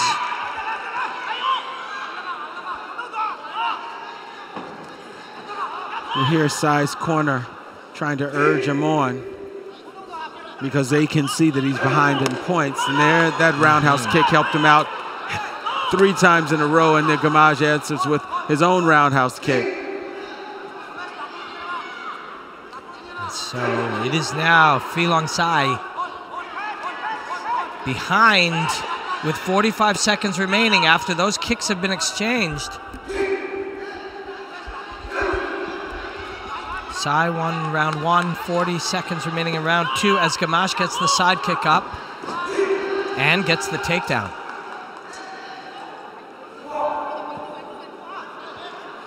This roundhouse sneaking in has been bread and butter there for Tsai.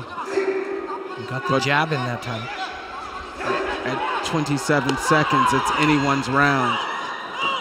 And reaching low for the calf just was costly there for Gamache.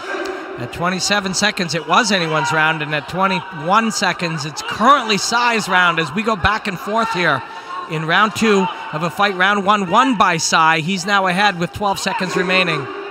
And we've seen this throughout the night so far, Robin, coming down to the last few seconds here as we hear the clock counting.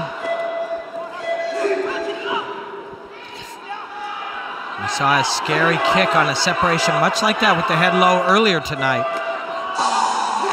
And Sai shows you how to use experience and awareness of where you are in space, but the clock and the judges as well. As he pulls back in charge at the end of round 2, winning 2 rounds in a row and going through. We see a super happy fighter from Macau, China.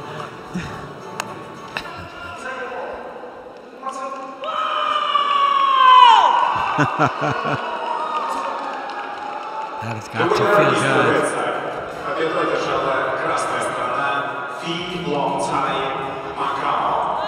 He is thrilled. Macau is excited. And it is exciting to make it to the semifinals.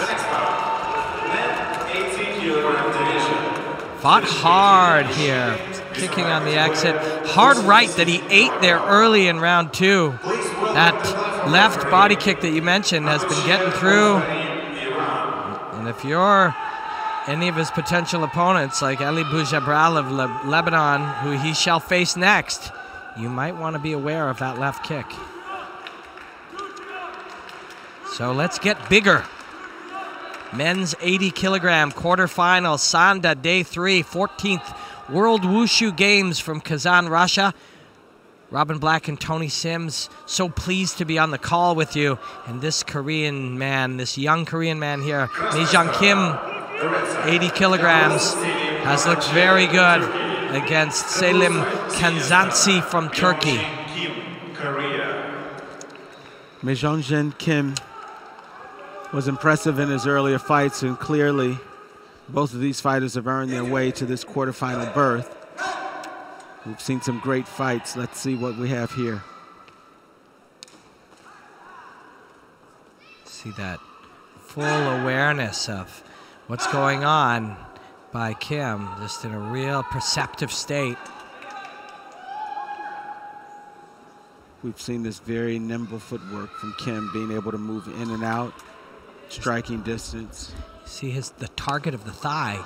He's just so aware of the placement of his target in conjunction to your weapon, and he's aware of his body and your body and their relationship. See? So effortless. He knows when he's in danger, he knows when he's not, and he knows when you're at risk, and he takes down the Turkish fighter.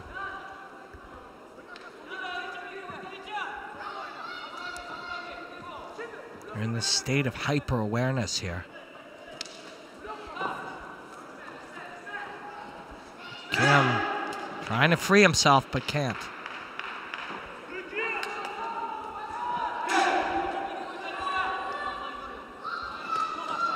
Kazansi throwing up his own high roundhouse kick. Still a very close fight. Now are they counting as if that is a clean shot? That is how the count happens. And we may see, and we will see, a warning for, that's 2-point penalty to our fighter for that low kick to the groin. So the count always happens. It's for safety for a fighter as well. That job of the platform referee is such an important job. Oh, beautiful hand exchange of those hands from both fighters. Just such clean strikes. Kim landed an extra 1 or 2, particularly the uppercut at the end of the exchange, but that time Kazansi getting his through with a low kick. That low kick to the calf area is not a scoreable area, but the thigh is. That small muscle of the calf can cramp up. It doesn't score, but it can serve another purpose. Very effective, but we come down to the last 8 seconds with these fighters really. Kim landed really matched here. Kim was moving away as if perhaps he believed he was ahead. And I don't believe he was, although now we look and what we see is 1 judge for each man and 3 judges seeing it a draw. We need to help our audience understand here with the draw. What happened is you look to see which fighters have the most penalties. And in this case, because of that kick to the groin, Kazansi had a penalty. Kim had none. Kim had none. So in the instance of the draw, and that's something to point out to our fighters, the same thing happens. Who has the fewest admonitions? That's that 1-point warning. Who has full penalty, which is 2 points. So that made the difference in that round. Such a close round. Myung-Jin Kim ahead by 1 round, but a very, very competitive fight. And Kazansi looks for the high kick. Then the low kick. Kim answers with the hands. Kim's so aware of where his head is. But in those exchanges, it is Kazansi who was given Beautiful. points. Look at the punches from Kim. Kim is standing in range, confident in his ability to see the attacks and move out of the way, and stays there long enough to land the straight left. Beautiful flurry of punches we've seen in the last few seconds from Kim. And just inside thigh kick. Some judges see it.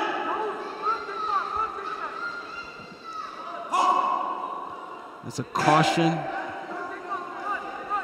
to Kazansi about clinching. Kazansi is having a great fight here. He really is, against somebody so skilled and who has looked so good. And Kazansi is having great moments here and staying fully in it. In addition to Kim's weapons, both his hands and his feet, it's the footwork that's getting him just outside of the range of striking distance from Kazansi. And that's starting with awareness. Proprioception, the awareness of where you are in space, in this case in conjunction with your opponent, in relation to your opponent. So awareness and then footwork and mobility together is what Kim is just doing to stay out in front ever so slightly of these exchanges. But the scoring is happening fairly even here again through round 2. And there's a clean takedown there for Kim that earns him 2 points in. So with 30 seconds remaining, for the first time, he gets a little bit of space here, a little bit of padding. And this will be on Kazansi to try to initiate. Kim 1 round. And there is a 1-point penalty for clinching again. And Kazansi now must initiate. There's no choice. Kim striking on the exit. You see Kim willing to wear down the clock there. A little shovel uppercut inside in that clinch, no points. And Kim takes round 2 a little more cleanly, but man, you have to credit Yavuz Selim Kalansi from Turkey. He had a wonderful 2-round fight here with Myung-Jin Kim.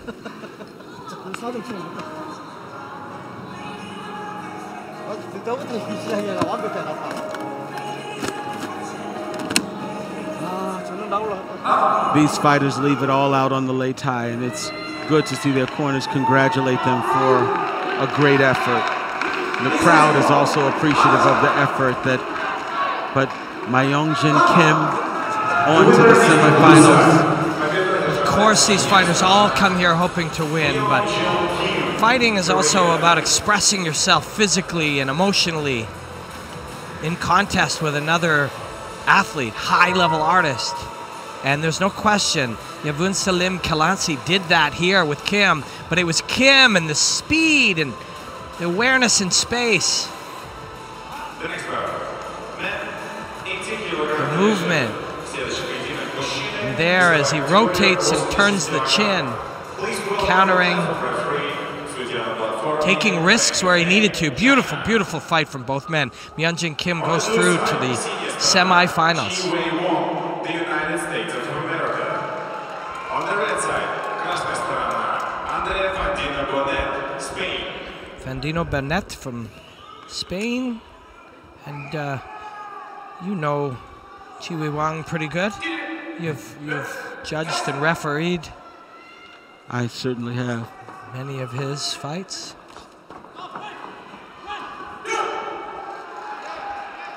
You saw his commitment to trying to take Burnett off the lei tai.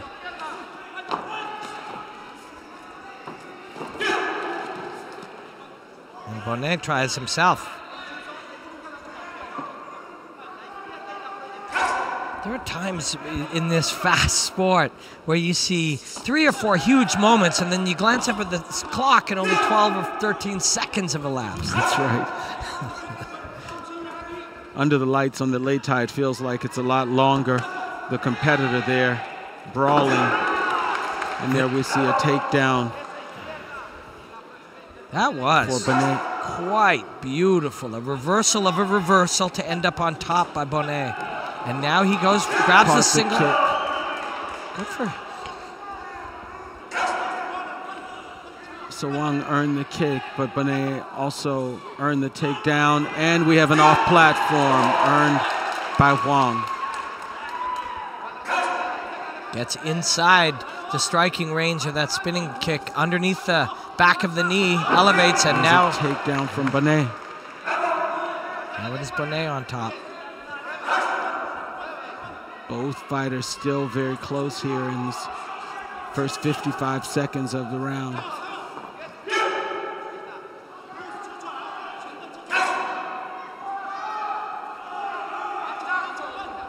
Bonnet is backing up and inviting aggression. Now gets a hold of the left arm, tries to turn him.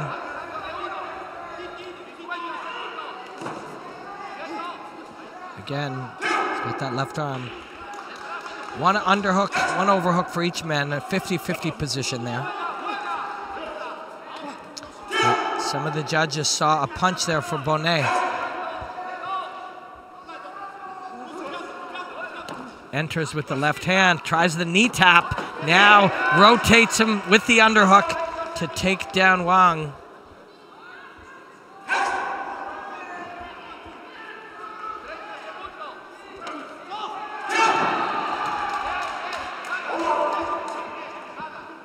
Was that a point for the punch? The takedown. For the takedown. Wang pulls up on the arms. As Bonnet comes in down on the hips. 20 seconds remaining. Men's 80-kilogram quarterfinal match. Both of these fighters with Bonnet slightly ahead, but 10 seconds. Last 10 seconds, and that thigh kick gives him just enough with 4 seconds left to take the round on all judges' cards. Andre Fandino Bonnet from Spain takes round one. Side kick and quick move by Wang to get inside and try to take him down. But it was the wrestling of Bonnet at times. There, gets the leg inside, taps the other knee, tries for the spinning kick, and Wang, his best moment of that round, gets inside the range to get to the back. It's a little left hand over top from Bonnet. And the throw from the underhook. Good round. 1 2 right wrong 好，这短跌，好，试试看，试试看，这1 2这短跌，拿回来，拿回来，拿回来。Muy bien, muy bien. Cuando entres con la izquierda entras al estómago. Busca la mano después. 拿回来哦。Sanda, day 3. This is the 6th session of Sanda. 2 a day.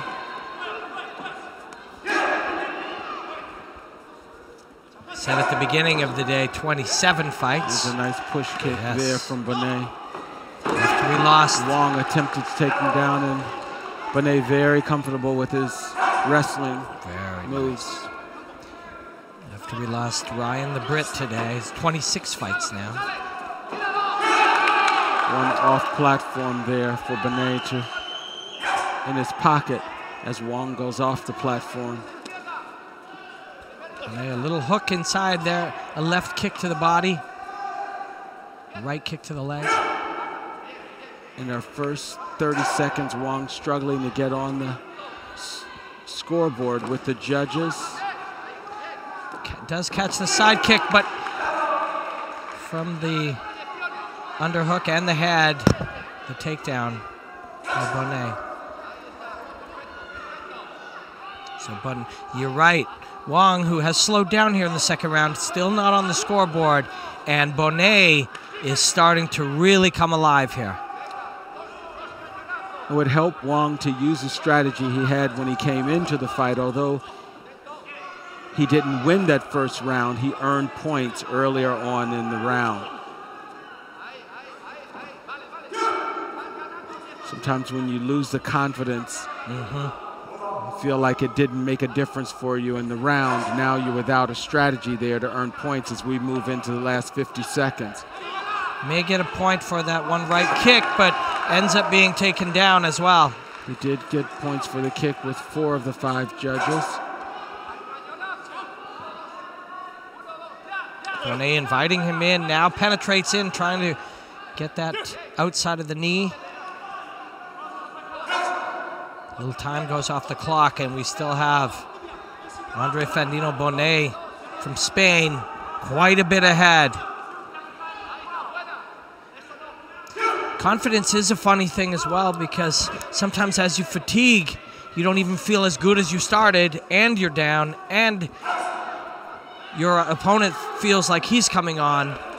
Sometimes the fighters and the coaches have to remind themselves. And there's his coach reminding him of what's in his arsenal, and actually, no score there.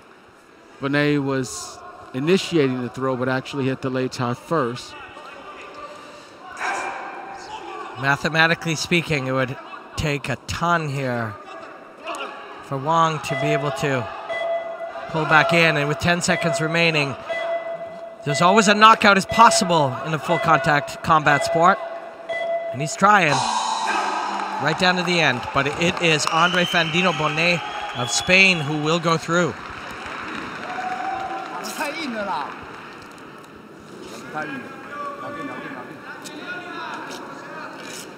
Spanish team very pleased. Bonnet makes it into the semifinals. And here we have a changing of all of the judges. Many points, they don't score at all. No fucking points.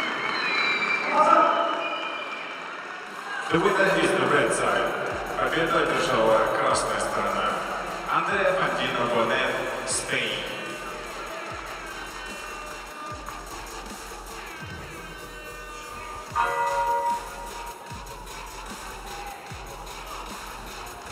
There's that driving push, side kick, toes up side kick, inside trip there. Punches on the exit, turns him in. Off platform, there's the kick again.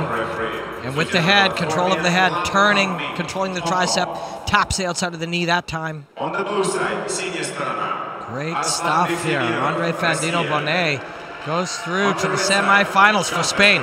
Here we have Madeira from Brazil in red. And Bektimirov from Russia, so we have another hometown favorite here, representing our host country. In the blue, Bektimirov. Bektimirov throws the kick. Kick lands, caught by Daniel Dioniso Madeira, and Madeira took him down.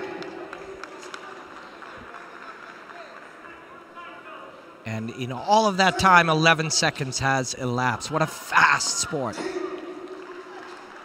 that time, Bektimirov just collapses him. Two of the great fighting nations in the world. Very few cultures appreciate the beauty of combat like Brazil and Russia, as the Russian takes the Brazilian down. The judge had indicated ting, so there was no score for that takedown. But there will be for that one. Bektimirov earning the 1 point for landing on top. Bektimirov landed a low kick before that one. That time the low kick comes from Brazil, but he has collapsed under the pressure of Bektimirov. Sometimes it's just a question of bending and collapsing the frame. Goes to the back hip, does Bektimirov. Daniel Dionisio with Madeira with the uppercut. Madeira tucks a kick in. Judges see it. Still a pretty even fight here. So far, we have seen a little advantage in the wrestling, so far, from Bektimirov. But Madeira, more than happy to play I kick, you kick with Arslan Bektimirov of Russia.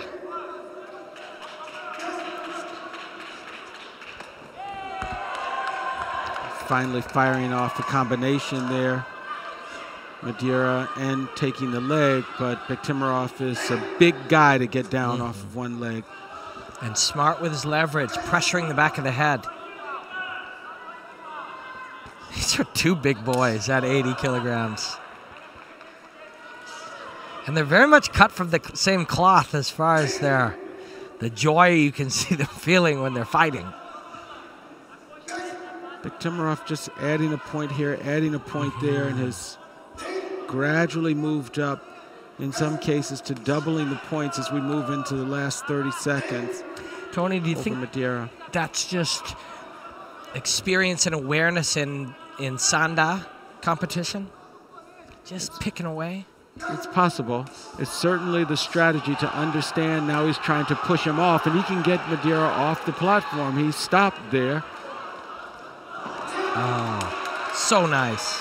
He's imposing more of his will here in the last 20 seconds of the fight. We saw this in his previous matches. He's playing with a little more variety too, offering up different threats.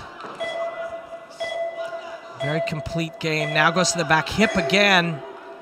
We've seen fatigue play a factor as we're deep into session 6 for these fighters. And of course that'll be fatigue tonight. Fatigue in these fights, but wear and tear on the body. And not just the shots that you receive, but sore hips, shoulders, backs. Pull, push, pull, change direction. But Bektimirov pulls him off with him. Right kick, right hand.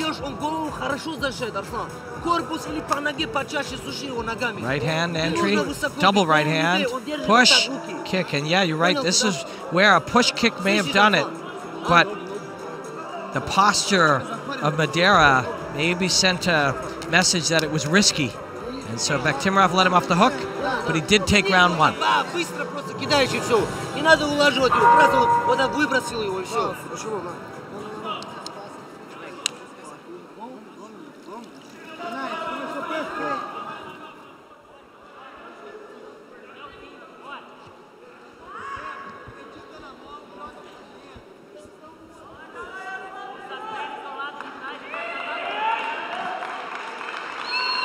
Round 2, 80 kilogram quarterfinals. Daniel Dioniso Madeira. Oh.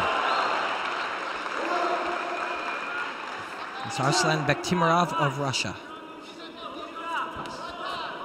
Slides out of range, lands the hook. Goes Bektimirov, goes under the leg and across the face. And we're 12 seconds in, and he has put up a whole bunch of points. Well, towards the end of that round, Bektimirov was sort of imposing his will on a fighter who looked like he was running a little bit out of gas. His kicks are a little bit slower here. He landed a few there, but you're right. You can see even the speed at which he gets back to his feet. If Bektimirov senses that, and you know he does, it'll spur him on to press even harder and burn off the last fumes from Madeira. Actually, Bektimirov's knee went down first, so that point will go against him. Should. But Madeira knows Bektimirov, these big guys pack a lot of punches, and he's been good at guarding himself. A spinning roundhouse kick. Spinning back fist, I'm sorry, from Bektimirov. We could hear up here now. And Madeira just earned a penalty for clinching. The clinching and hard kicks to the shin. He, I believe, landed a couple of round kicks there, but pushed to the ground. And each time you have to pick up that body. It's a little harder than the last.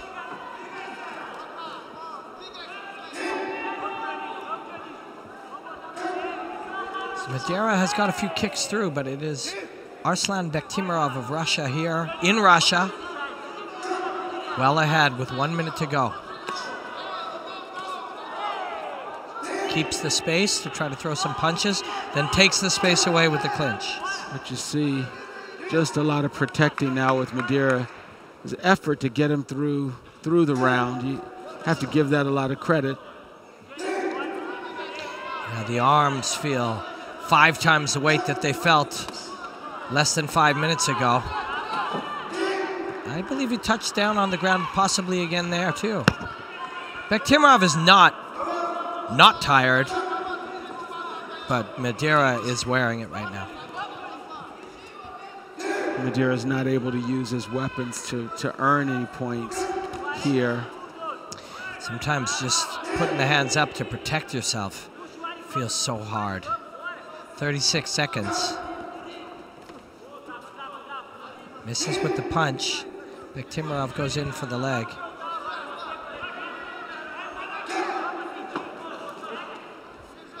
Reminding our viewers, this is well into session 6 and some tough fights for our fighters here in the quarterfinals. Deep, deep breaths into those hot lungs. There's a front kick. And if, you can feel your man is tired, maybe that is the best course of action right there. I wouldn't be surprised for Bektimirov to push him off one more time. And that is no points, but Bektimirov well ahead. 19 seconds left. It's just so hard to kill the clock, even when fatigued in this action sport. If in 5 seconds you haven't used the technique, you'll be asked to do so. That's right. Madeira fighting through that determination to make it through the round. Brazil is a long way away from Kazan, Russia. He came a long way here and he put on a very good showing for himself throughout this tournament, but only a knockout will save him now. And he refuses to be pushed off. And we admire that heart. But Final spinning back fist from Bektimirov to end that round.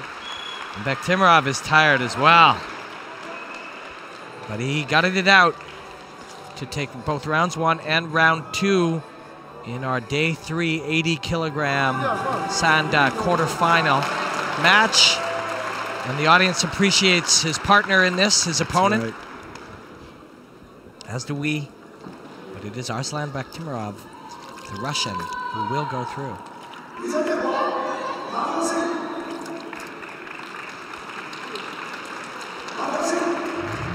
The winner is the blue side. Победа лежала синяя сторона. Arslan Bektimirov, Россия. Arslan Bektimirov. That's a hard one. That's a grinder. Caught kick.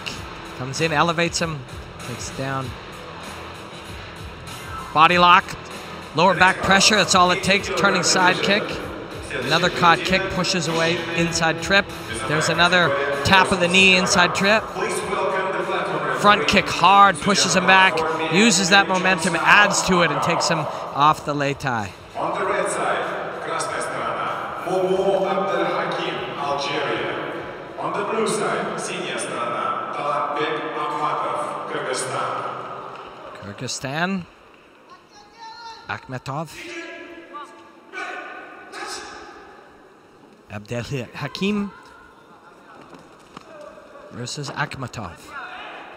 Flurry of punches there from Tagib.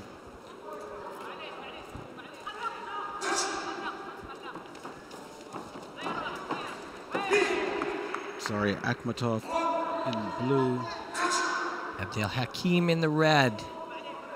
Abdelhakim coming forward, just thinking offensively. Both fighters off the platform.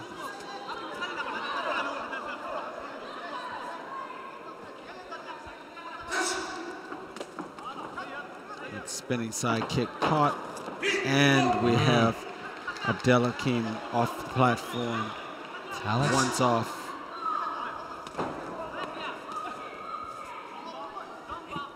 Abdelhakim in the red is Very offensive-minded, but not assigning a lot of mental resources to his defensive assignments here. The best defense is a good offense.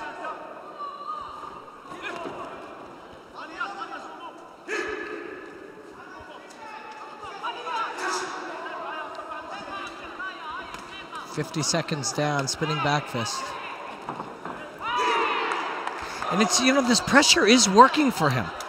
You saw it work right there with the pressure as he just overwhelmed Akhmatov, who was forced down, but that time it does not work for him as Akhmatov intercepts him and takes him down. That's what we've seen all night long. Pretty evenly matched fights for many of our fights here today.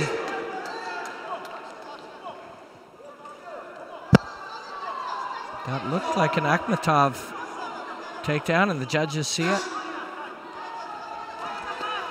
So Akhmatov in the blue, a little ahead with 48 seconds remaining, and he's landing a few shots in the exchanges.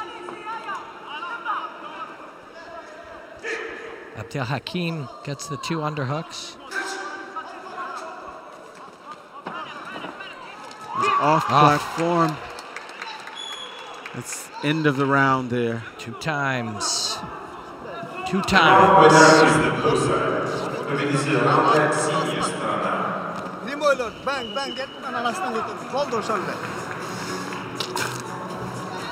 So that's got to feel good for Talentbek Akhmatov to save that minute and take that round. So 1 minute of exertion with a 1 minute break. Turning side kick caught, step, pressure, and pushes him off. That was the first one. Time he was off balance. There's the second, extracts his gloves, saves that minute, takes that round.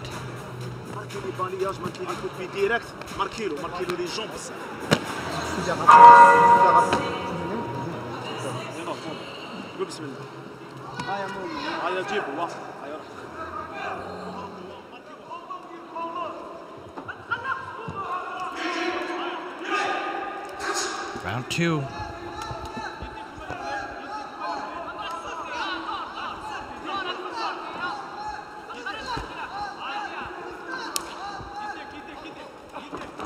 Abdelhakim in the red. You see Abdelhakim coming out, trying to even this up by scoring some points, not yet on the board. Beautiful push kick there from Akhmatov. Now Akhmatov is pushing forward, striking into the clinch. Hard right uppercut from the clinch by Abdelhakim. As pointed out by Tony earlier, they will not score when they strike within the clinch. And that time you saw Akhmatov was about to fall off, put his knee down so only to give 1 point to his opponent for the down instead of 2 for the off platform.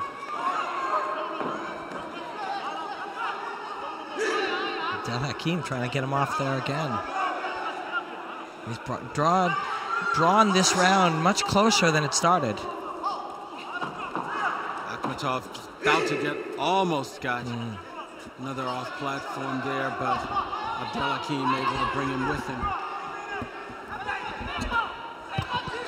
A little over a minute remaining. Round 2, round 1 won by Akhmatov, but this one is quite close. So we see Abdelhakim land in the exchange. They both go off. Here Abdelhakim has made the adjustment so that he's pulled his opponent off the platform with him each of the times that he's gone. But he's also throwing quite a few punches here, and he gets the off platform for himself this time. Big swing, momentum, pendulum swing. Tries the back fist, another.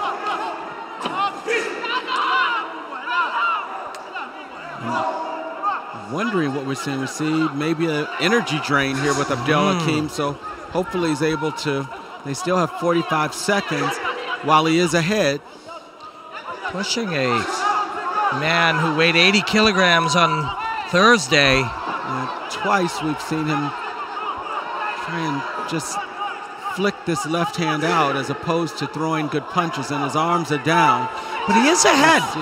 He is ahead. He is ahead, but there's 30 seconds remaining. And if I'm Akhmatov's team... Something just happened. Oh, do we have some blood coming from one of our... Mouthpiece, perhaps?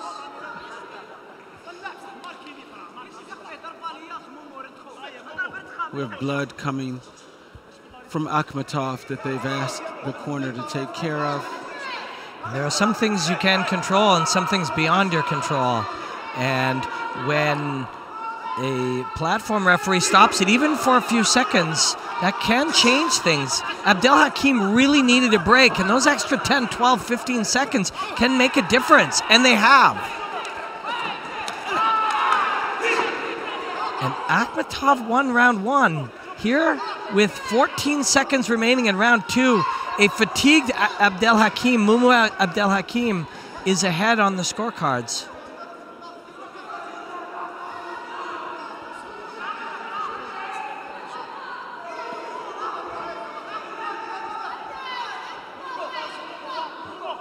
And again, a short break here as they clean up Akhmatov.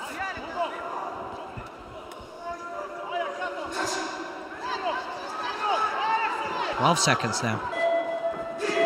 Oh! That's 2 points on that down.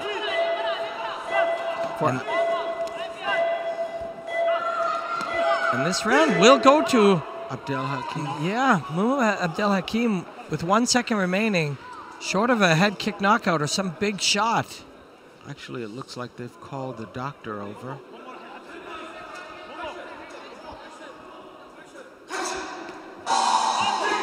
So 1 round apiece now. So we're down to another 3-round fight.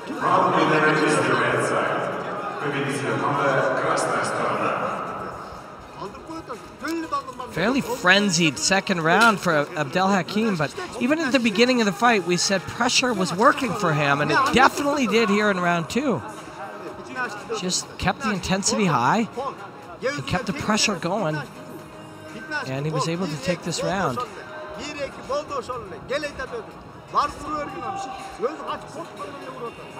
So the man who recovers better in this 1 minute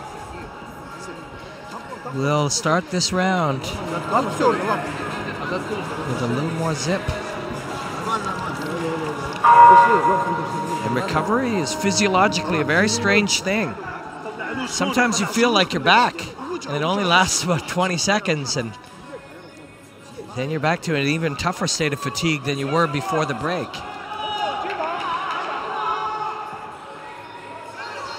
But experience helps these guys. Do you manage it and start slow and make sure you got some energy left, or do you push hard? And I think for Mumu Abdelhakim, he only knows one gear, and that's full gear. Well, both of our fighters are definitely fighting and Akhmatov with some renewed vigor there, despite the fact that this is the third round, but there's a lot riding on this third round. Akhmatov just able to come back and win the second round. As you pointed out, Robin, the gift of some of those medical breaks that Abdelhakim able to... Just one or two, sometimes one or two. Some energy. Deep breaths. An extra, calming 1 or 2 deep breaths can make a big difference. And we have 1 minute and 20 seconds remaining still in this round, and it is Mumu Abdelhakim doing what he has done throughout. It's a beautiful throw for him. And he's bringing heat. It's not easy. Still both fighters fairly even on the scoreboard, with Akhmatov just slightly ahead, but here we have a full minute left. Gets a right hand. There are some fighters who just have that instinct to raise the temperature so high it puts both fighters' bodies into this hypoxic state, and they're fighting in a compromised physicality. And if you are better at it than your opponent, sometimes you just put it on both of you and see who can handle it better when it gets tough. And that, to a degree, is what Abdelhakim has done here. He's made it about who can handle it.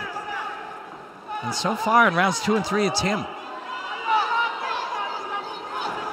Akhmatov battling with his hands even more here in round 3. And the judges, because it's a scrappy round, they see it all over the place. And there he gets a takedown there on top to give Akhmatov a little bit more of a cushion in that lead, but there's still a fighting chance there. And Abdelhakim earns it back. And he is now ahead. 4 judges see it quite different from each other, but one judge sees it very closely, and that judge could be the differing factor here. Each time these men score, that judge will flip his score.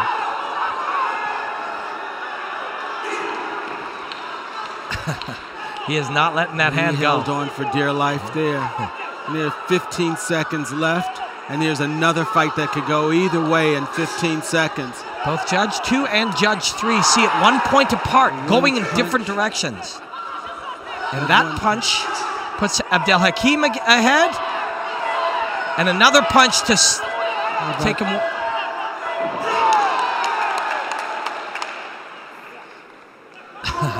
The offense gates are just open now. Yeah. What do we have in these last 4 seconds? Him still ahead. Wait. One kick. Wait. So now we're going to go to which fighter is lighter, actually. And the round is going to go. So when we have, for our viewers at home, when we have a tie, we first look at who has the most warnings, who has the most admonitions. If they're still tied, then we go to who is the lighter fighter. So and that's what happened here. On weigh-in day, Akhmatov weighed in potentially half a pound lighter than Abdelhakim, and that's what it came down to in the very end. They each went around, and in round 3, one judge gave it to each, and then the other saw it as a draw. It was an even scorecard, and that half pound may be all that the difference here, and that was an intense. His corner's trying to figure out how to appeal. They're holding up the wrong side for the appeal. Someone will help them figure out how to appeal, but it's in the rules when you come down to a tie. They will have to submit an appeal, but the rules are there for everyone to see. It just isn't aware of what happens in the case of a tie. And in a fight as frenzied as this one and as scrappy as this one, these are the fights that you expect 5 educated human beings could very easily see it differently. And that's what it was right down to the end. One man landed a kick, the other man took the other one down, and in every minute it flip-flopped back and forth. Please welcome the platform referee. It was a lot of fun.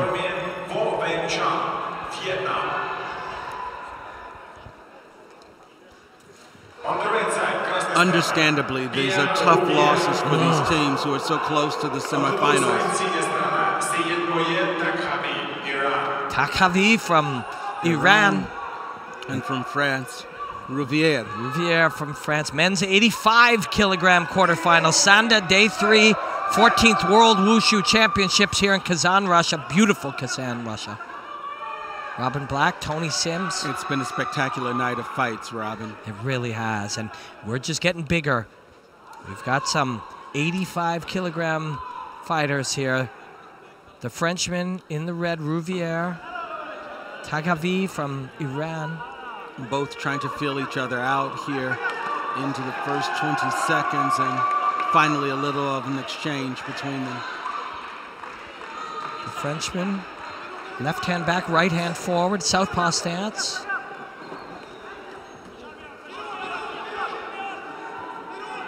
The Iranian happy to stand in punching range. And even happier to push his man down and from the platform.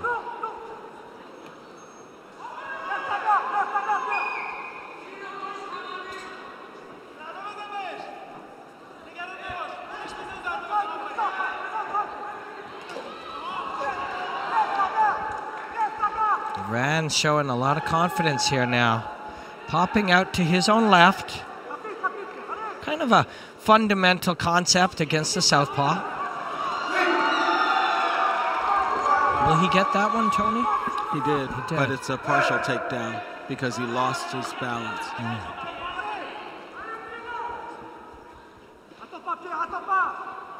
Can just feel Takavi's confidence here. Rouvière throws the kick. I wonder if Takavi feels now that they've locked up a couple of times in the grappling that he may be the superior wrestler. If that's his belief, we'll see him on every shot maybe penetrate into the hips. Well, they've both exchanged punches, so he knows that his hands are just as fast as Rouvière's hands. So Rouvière hasn't shown him anything that has worried him, and when it comes to wrestling, as you've just pointed out, he's very secure in his ability to get his opponent down. So we might see him impose a little bit more of his will in the fight. He's done just enough here. Rouvière did not make it on the board with some of our judges in terms of scoreable techniques. And so not only a round one for Takavi, but also data mined. He's coming back with some lessons that he learned from within this fight, and it'll be on Rouvière to make the adjustments. What did he learn that he can use here? Because when they locked up into the wrestling and the grappling, Takavi felt very confident and showed, look, right here, and up and down. It's a slightly different build in both men. Takavi a little more compact, sort of like a tank there. Rouvière a little bit longer and leaner.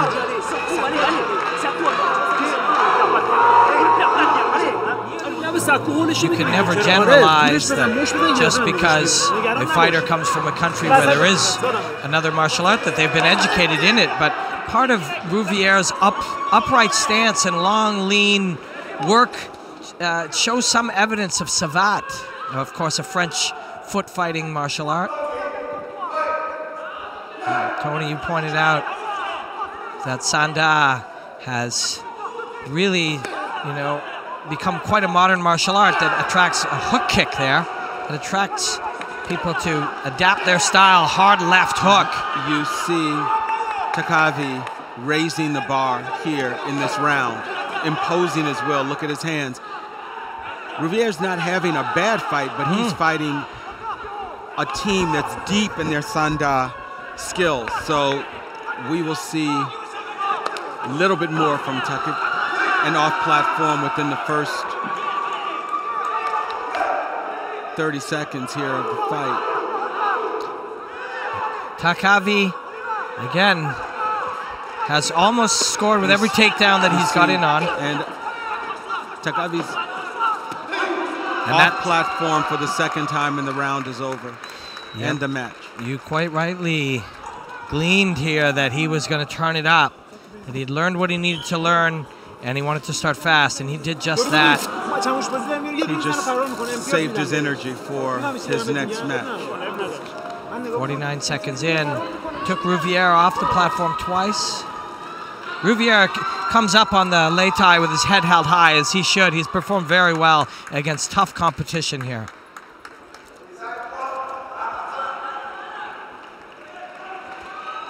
Takavi, someone to keep an eye on as we go to the semifinals in the 85-kilogram division tomorrow. But up next, we've got a couple more matches here at 85. Hook kick was beautiful. Great effort by Rouvière. But even with that beautiful hook kick, the hand up high catches some of it, and the push, the hips far back. Low, beautiful. Abdelhamid from Egypt. And Basad Karam from Lebanon. 64 countries and regions represented here at the 14th World Wushu Championships.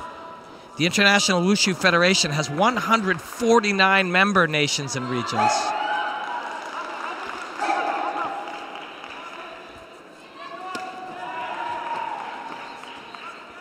It's a nice roundhouse kick and takedown by Abdelhamid. Very good start.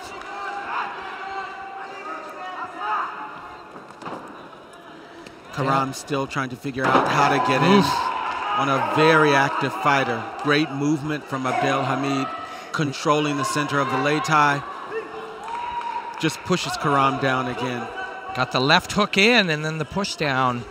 Low in his stance. First kick that we've seen from Abdelhamid. He's trying out all the tools. But the hands have been working beautifully, as have the takedowns. Tries to separate to strike. He's going to be off platform, and he is. Karam's off platform. Abdelhamid, 2 points. There was a moment there, Karam, if you lose sight of the weapons and you just get a little bit uncomfortable in the chaos for a moment, it can be a scary moment. When you cover up. Hard uppercut. And we have a count. That may be the end of the fight here, and it looks like it is. When we see that replay, no, he can't. Shaking his head. It was a hard, beautifully timed right uppercut as Karam moved into the space, moved into range. If you imagine kicking range, kind of a fourth range, and long punches, a third range. As you move into that second range, sometimes you engage in wrestling, and sometimes you engage in tight punches. And we will see. It's good to see our opponent coming back up. We have Karam coming back up. He's healthy and safe. That's great. He got to be in a fantastic fight against a great opponent,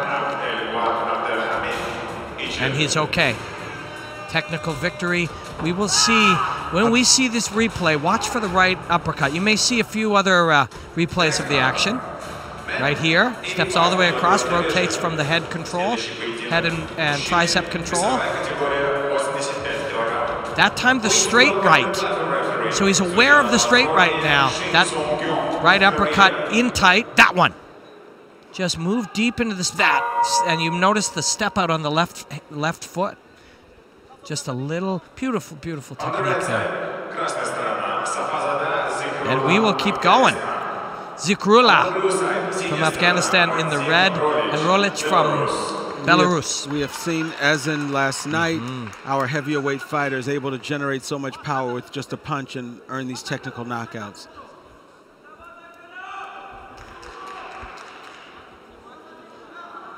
And we will be seeing heavier weight fighters after this again. Zikrullah, Afghanistan in the red, Rolich from Belarus in the blue. 85 kilogram quarterfinals. As Tony just rightly pointed out to you, as we get to these higher weights, you see the concussive impact of these martial techniques.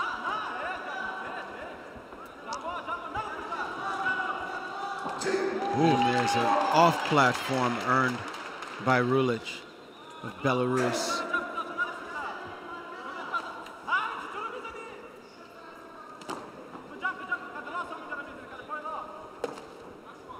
Quick. Zikrullah is trying to get a second off platform, and he does, and earns the round in 30 seconds. That is how you do it. Round winner is the blue side. That is one tough Belarusian. The fake kick, the punch, and just mechanical efficiency right there, and that's the second one. What a great tournament it has been so far. And we will get right back at it early tomorrow morning. Plenty of action still tonight, but early tomorrow morning, 8:30 local time. That'll be about 1 a.m. where I'm from, Toronto Eastern Standard Time.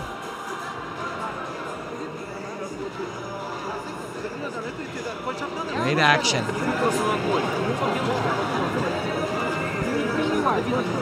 Zikrullah corner coming up with a strategy, and Rulich hoping to do more of the same. Zekrula, some lateral movement. Not straightforward and back, because we've seen now what happens when we go straight into or straight away from Rulich. So we start to move a little bit laterally here. And there you see, circle. 1 back and 2 out, or 2 back and 1 out. Rulich trying to experiment and use a little bit of the reach with his legs. And he pushes off, and he's able to hold on.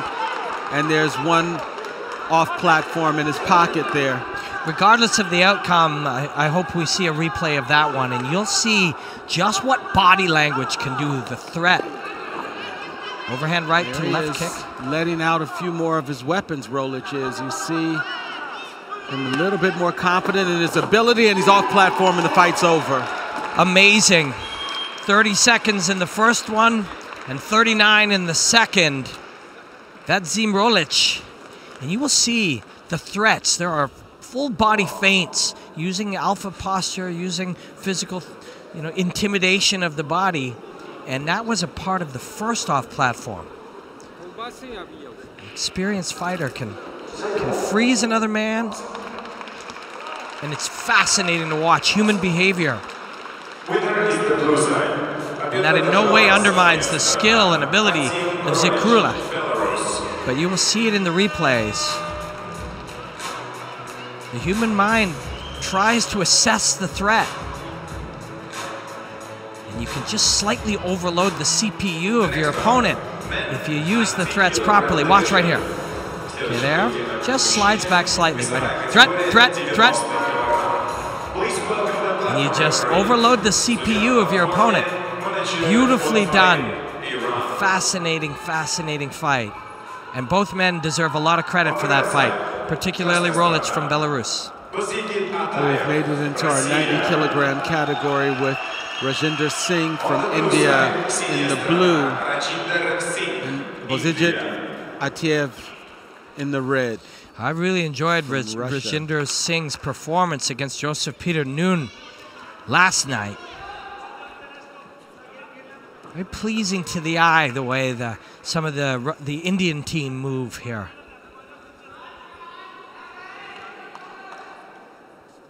Once Singh gets his flow on, he starts to look good, but he's in here very tough against Atayev from Russia.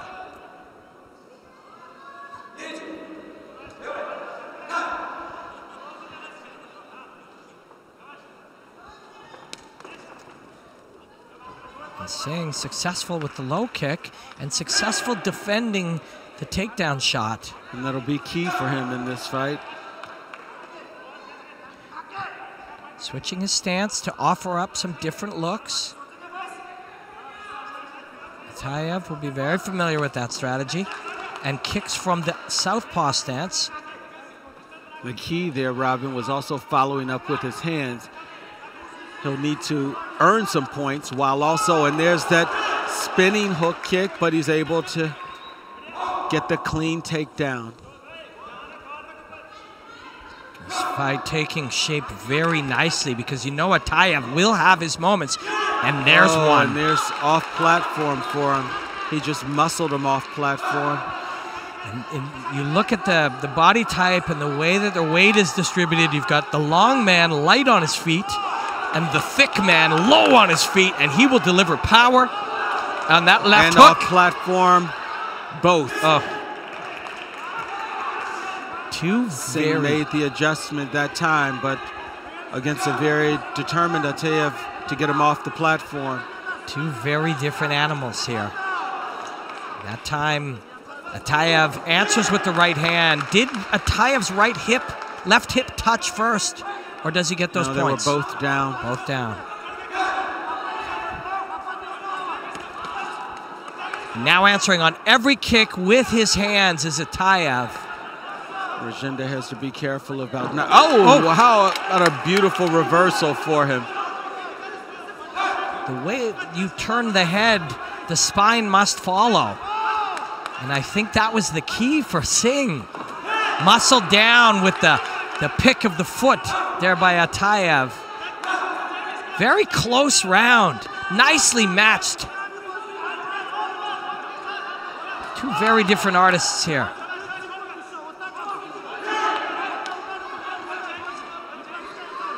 We see Atayev effectively able to get out of that long reach from Singh. That round, and when he goes with that roundhouse kick, Atayev has caught it a few times, but Singh is still scoring a little bit.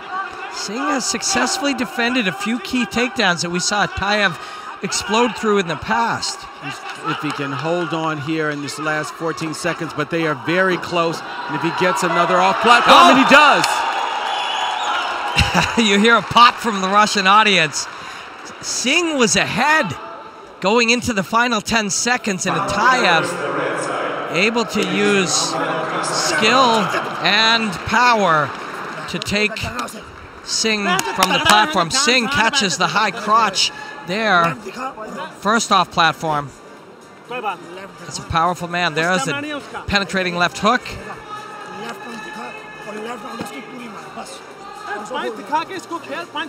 No points that time. The last one, no control from Singh there. Round one. Wojciech Atayev of Russia.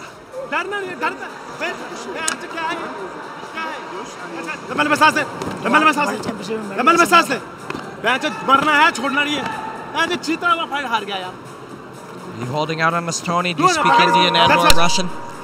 Neither. But I'm hoping that our audience at home is enjoying hearing the coaches in their respective corners. We welcome combat fans from all over the globe. IWUF, International Wushu Federation, IWUF Wushu YouTube channel. Please subscribe. Also IWUF_official on Instagram. And IWUF official on Twitter. Hashtag Kazan 2017 Wushu. Round two.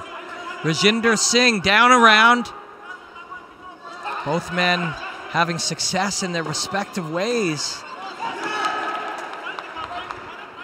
That should be points for Singh. There will be 1 point for Singh. Singh is a very deceptive fighter. His combination of skills and tactics is a little different than some of the other fighters. That was a tough loss of a round for him, but he gets close to the edge of that. Lei Tai. Psychologically very good fighter too, not intimidated by the physicality of Atayev. And also not discouraged after that tough loss in round one. Well, you can be sure that his corner told him that he was ahead on points and about to win that round.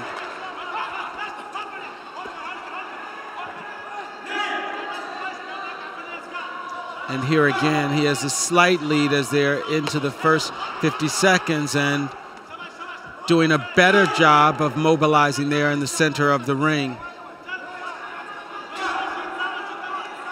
He needs to keep this strategy because 45 seconds is a long time in a round. He caught, but Atayev got a good roundhouse kick there.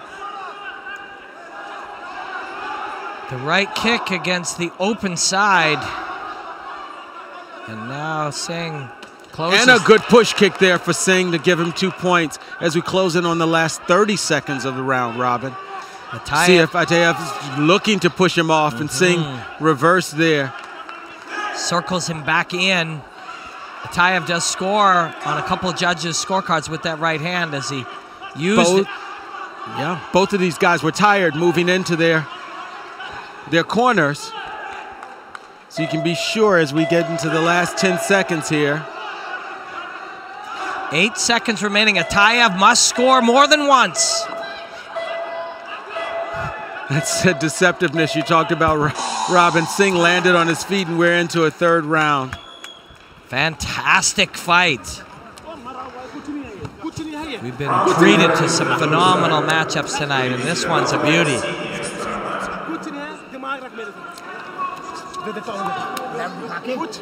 Great shot here of Singh as he goes up. Pretty roundhouse kick there. Tucks it over the wrist.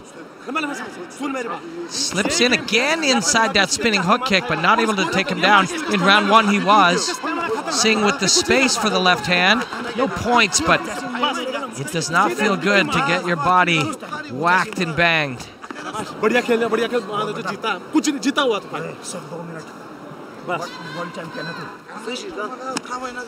You see sort of an identity, a signature, a stylistic signature to each of these fighters, and these two could not be more different.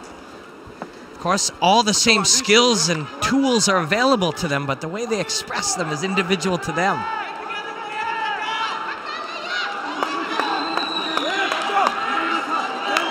Crowd appreciative of these two gladiators coming on to the Lei Tai, giving them an incredible first 2 rounds of fight into a 3rd round here. I love the way you put that, Tony, both the gladiators as well as appreciative of both of them. Because yes, this is a Russian in red, but they can't, this is an audience that appreciates the purity of combat. Oh, a hard right hand counter off the low kick by Atiev.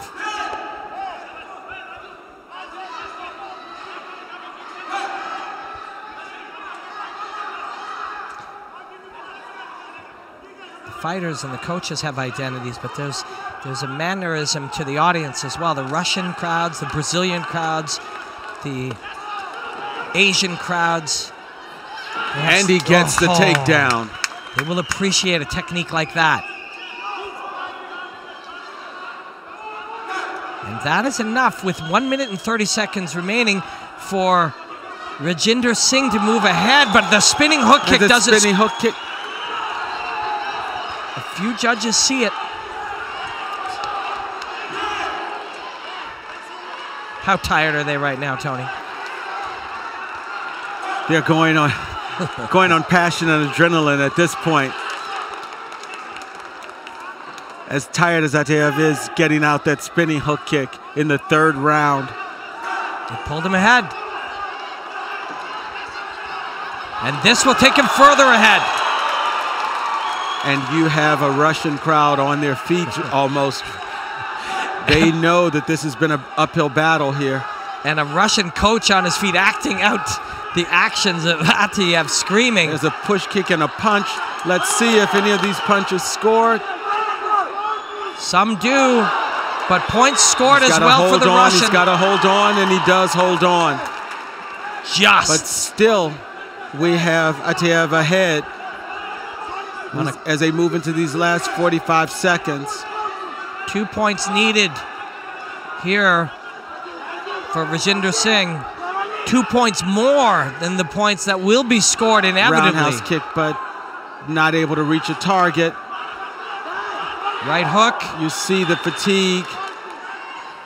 You see the roundhouse kick and a push kick.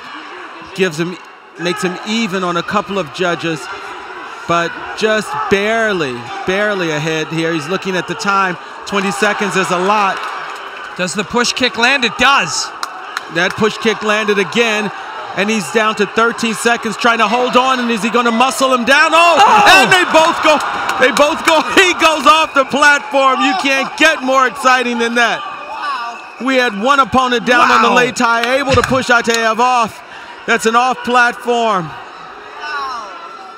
Look at both of these fighters. And Alan, our Talu commentator, is on his feet screaming. 8 seconds left, and Singh is just trying to hold on. The crowd on their feet, and he's trying to hold on. And he makes it through. What a fight. What a bout here. Fantastic, right down to the end in round 3. Rajinder Singh against a big, powerful, talented opponent here at home in Russia. But what an incredible effort for both of these competitors.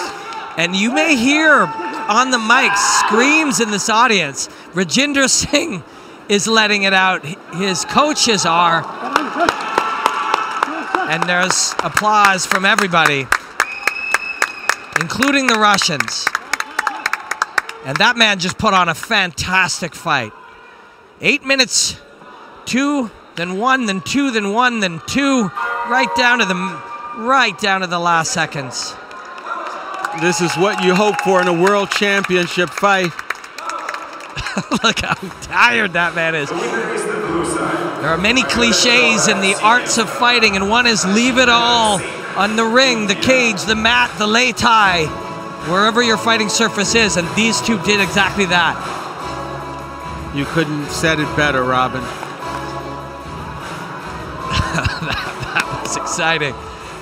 Push kick. These are down to the wire. Catches the kick. Right hand from the Russian.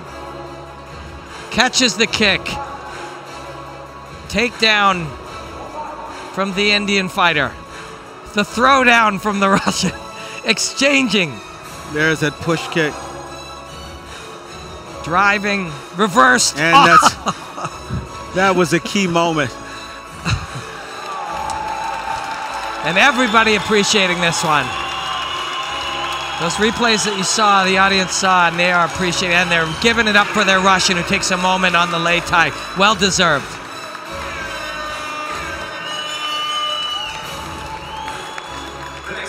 And if you can imagine, we have more big man action coming up. Arefi Magam of Iran and Ryabov from Kazakhstan here in blue. Zakhar Ryabov, Kazakhstan. 90-kilogram quarters. 14th World Wushu Championships. Robin Black, Tony Sims, Kazan, Russia. Sanda, day 3. Men's 90-kilogram quarterfinal. Iran versus Kazakhstan. Zakhar Ryabov in blue. And Makham in red from Iran.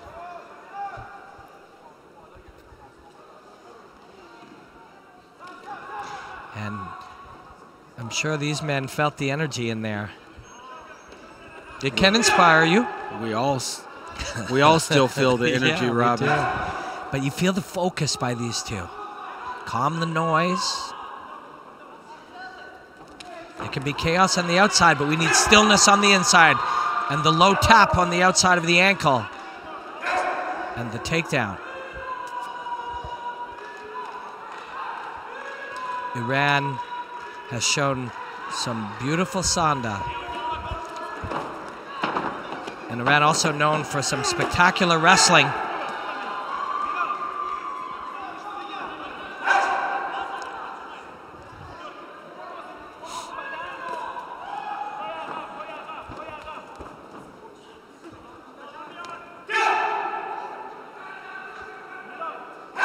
Slight lead by Makham.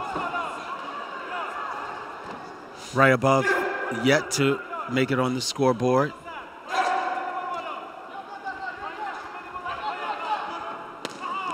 High kick. Then goes to head control. That kick earned him 2 additional points, so his lead is cushioned a little more here.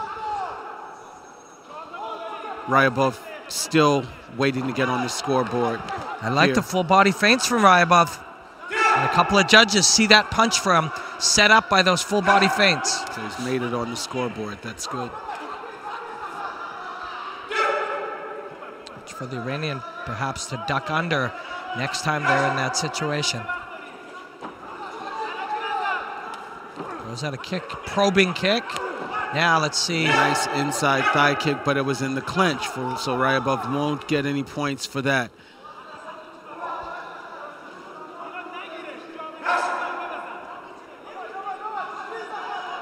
Makham light on his feet, bouncing in and out of range. Well, we've seen most of the fighters from Iran show us some incredible footwork and balance here. And that little in and out movement allowed him to disguise the entry to that inside trip. And you're right, look how light, super mobile. Ready to explode off that back foot with the right hand, and he does.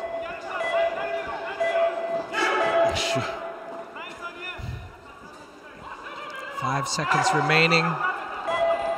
Makham of Iran, well ahead, round 1.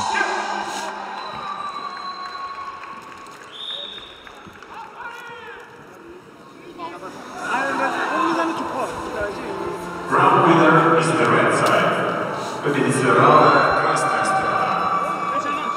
reached for the knee, outside to tap the knee, and then came back in with punches. That time, high underneath the left armpit, low on the right leg. Great action. If you've been joining us tonight on the IWUF Wushu YouTube page, or are watching this after the fact, you are now, if you're new, you're seeing just how beautiful this martial art, this combat sport really is. Very few other sports are as pure as this one in the way that the grappling and the striking connect so seamlessly. And you're seeing it from Magam from Iran as he took round one.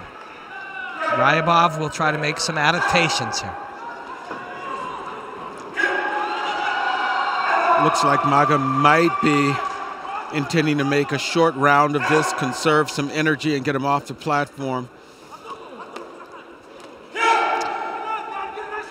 So our audience sees these men punching, kicking, and wrestling, but they're also learning. They're micro-learning. Yeah, you're correct. Off platform, and I would not be at all surprised if he goes for the second off platform again, and he's just won the round.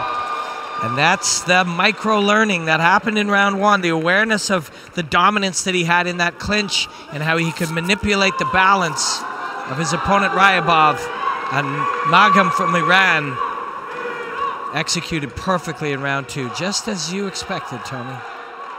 Well, he's seen a couple of the competitors a couple of fighters who have saved some energy and some battle weariness by ending fights early. So he just earned that for himself. It's a little bit of rest instead of 2 minutes of exchanging punches with his competitor where he didn't have to. Underneath, deep, underhook. Tap the knee on the outside, push, grabs the elbow, controls from the elbow underneath to make space.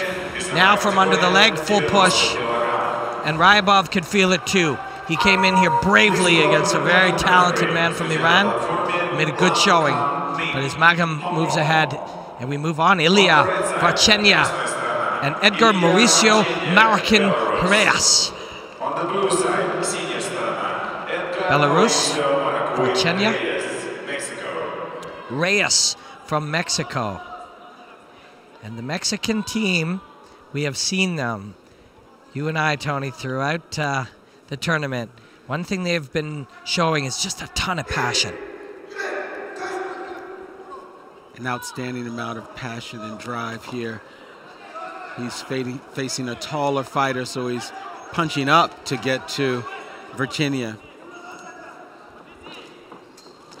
Varchenya easily able to grab that leg and throw down Reyes.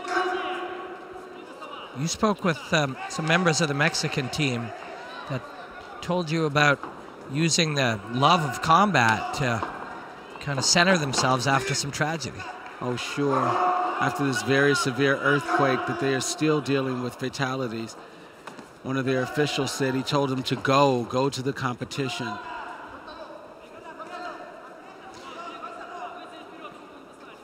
This is a challenging fight for Reyes, no question. Look at the height, the reach. It's a significant height differential for them. Experience. But these men and women in Taolu and in Sanda are here because they love martial arts. And Reyes getting touched up there, he's going to find enjoyment in the challenge here. And he's scoring some points as well. Here's a few points. The reach of Varchenya is just... That's a hard left hand from Reyes. It is. If he gets inside, he has an opportunity to score some points. And there he is with a spinning back fist. So he has a few weapons there to use. It's just a matter of getting inside of that reach. Something we talked about when we saw the reach. And there's another left hook there. He's able to exchange hands, very fast hands when he gets in, and a thigh kick that set him up. He's actually trying to close the distance in some points, but Varchenya has our Belarusian fighter has great hands as well. He does. He does. Beautiful jabs. It's straight right. But Reyes, courage is not the absence of fear. It's accepting fear and moving forward anyways. And Reyes, as has been the whole Mexican team throughout this tournament, is showing a ton of courage because that's what's needed to get inside. We have a little of a technical break here. Nosebleed on the part of Mauricio Marquin Reyes from Mexico. And it looks like the fight is over. It's been called by the doctor. The bleeding might be a little bit too profuse to continue the fight. So they've signaled to the platform referee that it's too much and they have to stop. And that's unfortunate for the fighter. They don't want to stop, but the reality is the medical team has judged that he can't continue because of the bleed. You see him, he's really disappointed there. It's a different type of person that competes in a combat sport. Reyes would do anything to stay in this and get more minutes in here and the chance to win.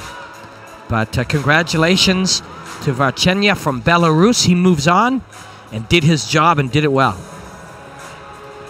Boom. This man is not afraid to move into the fire, and that's what's necessary against height and reach and experience and skill. And that's what Varchenya brought. But Reyes brought his own attributes to this fight. Courage, guts, heart, will. And the two men gave us a great fight.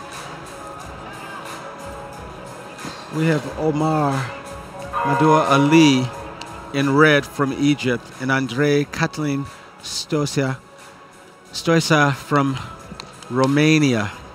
Mamdou Ali beat Jarek Montagnac from France last night. He moved very well. Amar Mamdou Ali, Egypt. On the blue side, senior strana, Andrei Katlin Stoisa. Stoisa from Romania in the blue. Omar Mamdou Ali from Egypt. Still in it's our last fight of the 90-kilogram weight category, Robin. And then they get bigger. And if you did watch last night, you saw two knockouts by two big 90-kilo plus heavyweights. And both will be in action again after this great matchup right here. We see from the outset Ali's speed.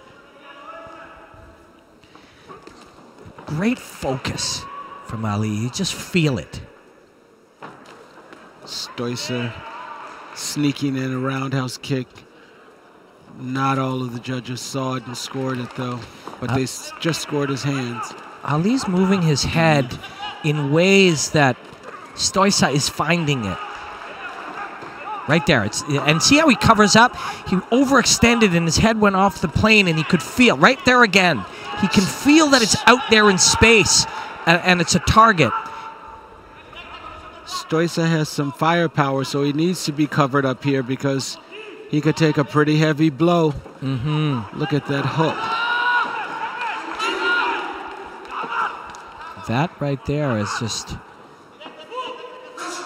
using your skeleton and using it on the right angle to prevent that takedown for a push-off.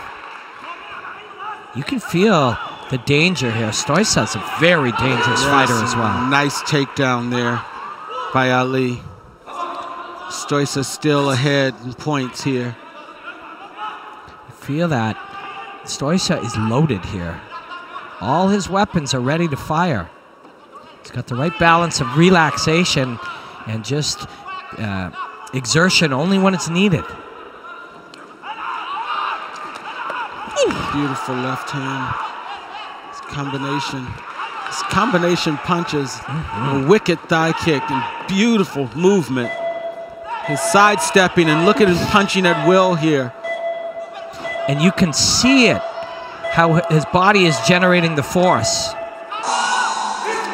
But you know, a very good round under pressure by Ali, but Stoisa would not want to be on the business end of one of those left hooks. That last flurry, he dazed Ali a little bit, but Ali stood his ground there. There's the shovel right. There's the left on angle up between the uppercut and the hook, and Great answers reaction hard. time. And there's that takedown by Ali. Ali Look has there, the punches. Ali has the skills to do this. But man, you said he stunned Ali. I felt like he stunned us from up here in the broadcast booth, and we're a ways away.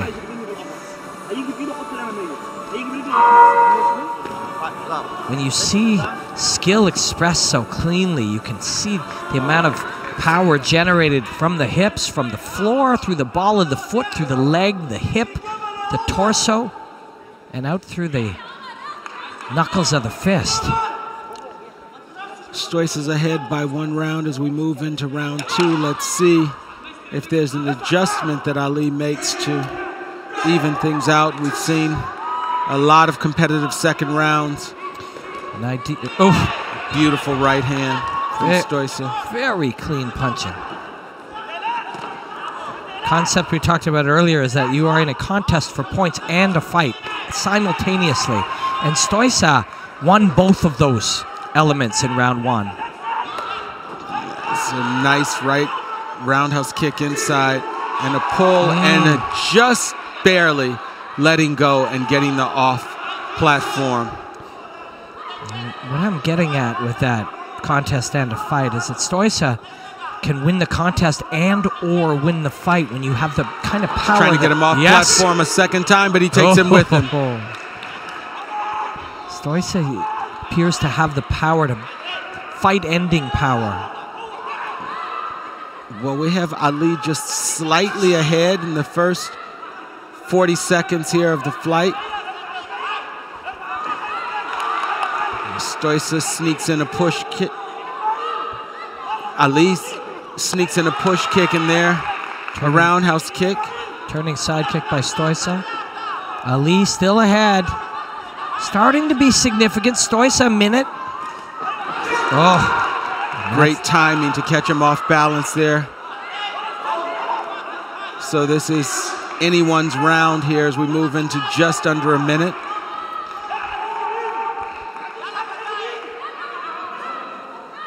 A pointed attack, and there's another little bit of, and it's the same technique twice. And it is Ali. It's the skill and the strategy and the tactics being expressed perfectly here in round 2. Under pressure. Well, his kicks have really pushed him in some places twice the amount of points for this round. Power generation comes at a cost as well. Stoica now slowed down. There's those clean shots, but navigated in space by Ali. And he pushes him off platform to get 2 points. That's off platform for each of the fighters, but we're down to the last 13 seconds, and Ali is still well ahead as the clock counts down. This will be an Ali round unless he is pushed off the platform or finished by punches. But 2 seconds remaining. This will be Ali's round, and a round apiece. Oh, one, yeah.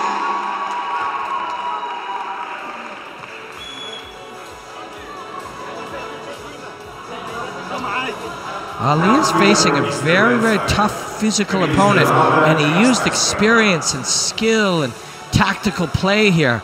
He ate that hard straight right early. He also showing toughness. This is where he just slipped off the hands. Ali was actually down on the lei tai. That push kick has helped him. And that technique twice. Yep. Naked kicks. Well, sometimes when you get tired, off platform, you throw a kick without a setup. And in the art of Sanda, man, those will get caught, and they will get you into defending a takedown very quickly.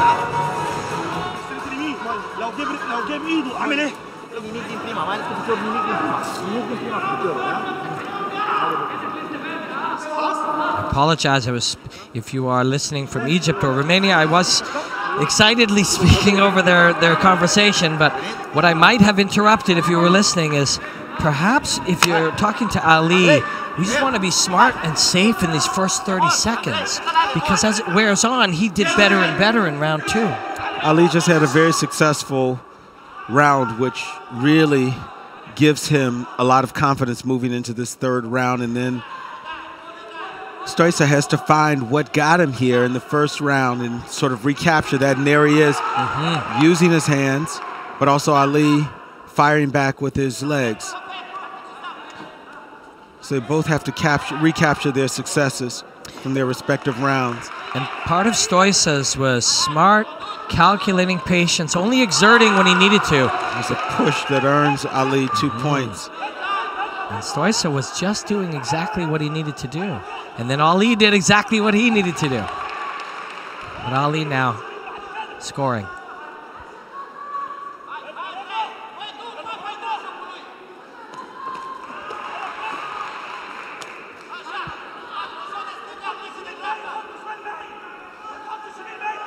Ali's conserving energy, confident that when Stoica comes in, he can tangle him up and maybe out-wrestle him.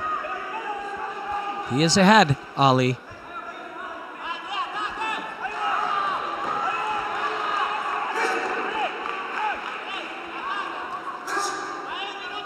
And if that was the strategy, to not exert too much in the beginning, this certainly worked, as Omar Mamdou Ali is ahead, and now ahead more.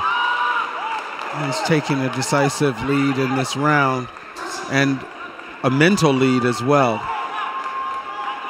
And Stoica now might want to win this fight rather than this contest, which means look for the big shot. He's off platform. It's the exhaustion and the mental energy it takes to stay in there when he's just trying to get through the round at this point. Slips off to try to throw the overhand right, but gets kicked on the way out. That push kick gives Ali 2 more points to deepen that lead, and Stoica might try and push him off, but he doesn't. He doesn't have the push to get him off the platform there. Even those 2 points. A little bit of his zip is gone now late in the fight. Well, he's given a lot out there on the platform. He's given a lot. This man right here faced Ali, a very aggressive fighter in Stoica early.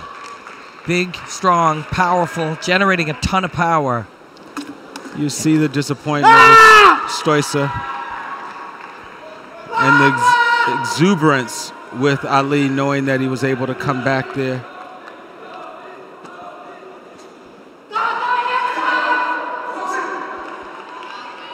Omar Mamdou Ali, the winner here.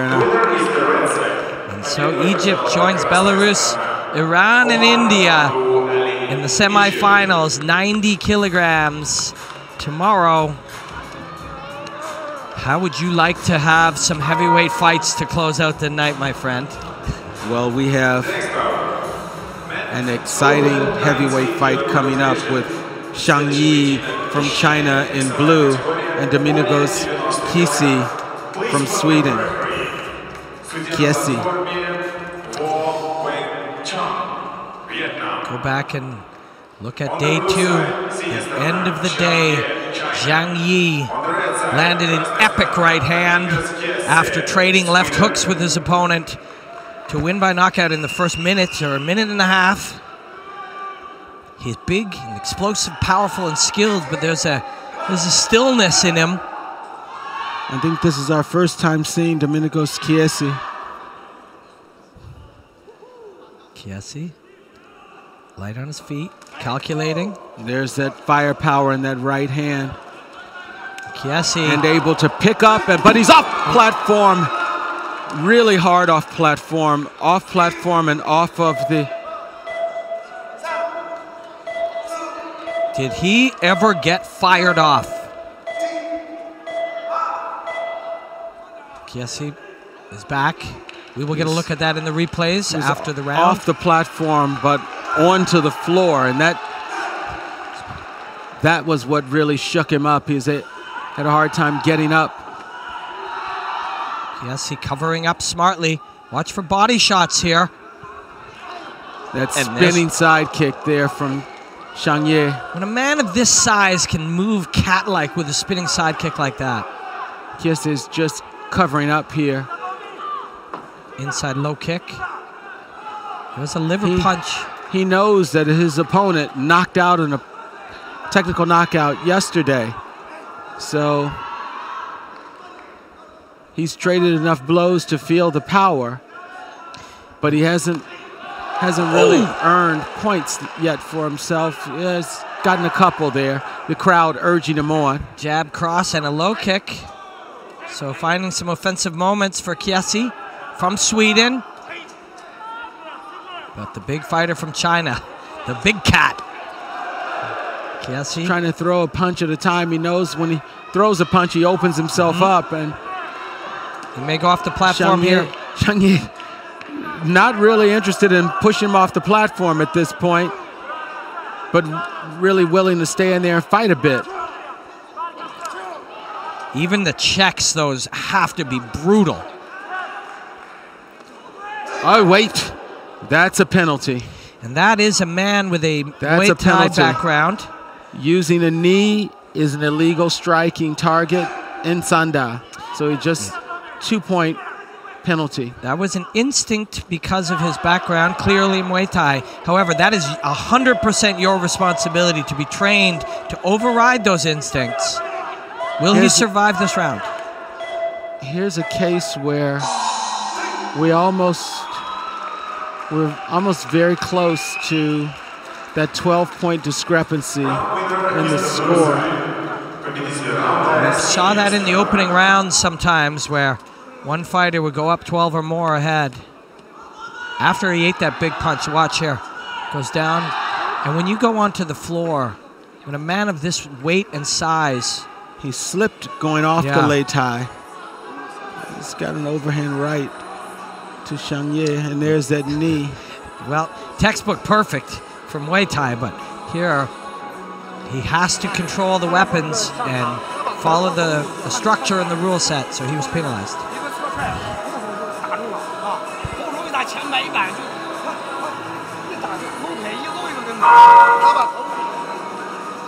Zhang Yi is really something to watch. A big, powerful man, of course, but a very, very elegant martial artist. Also terrifying. If the camera wasn't on him, he was the one who screamed. Well, Domenico's tried to come out there, but he just fired up someone who's already. Xiangye just grabbed him and threw him down.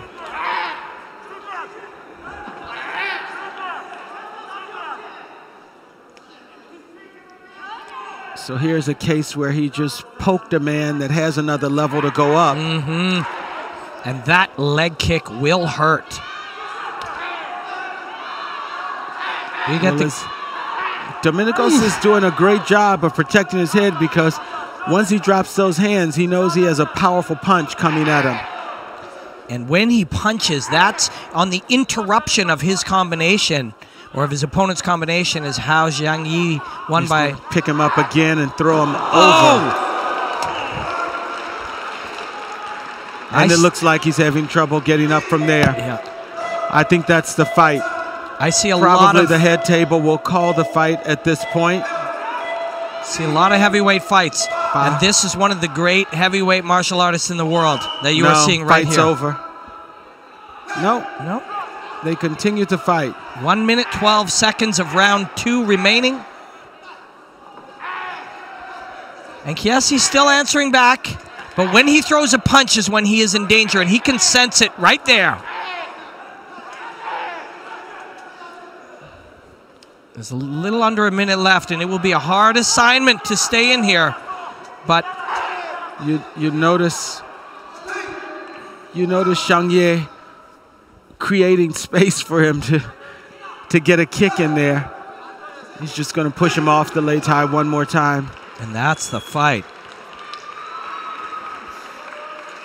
In the world of heavyweight combat sportsmen, this one is kudos to Domenico Chiesi for staying in there from the opening minutes, being tossed off the platform, a very hard fall, but fighting a champion here in Xiangye from China. There's plenty of inspiration one can take from Domingos Chiesi. Plenty. That is a courageous fighter. But this is one of the great combat athletes at heavyweight in the world right here, Zhang Yi. His combination of skills and mindset, comfort in the chaos. I can't wait to see him again tomorrow in the semifinals. Of course, his complex skill set expressed so smoothly for such a big man. And this, that speaks for itself. Wow. Good night. We have Motas Radi Ismail from Egypt and Alfonso Gil from Spain. We have Gil in blue and Ismail in red. Spain versus Egypt.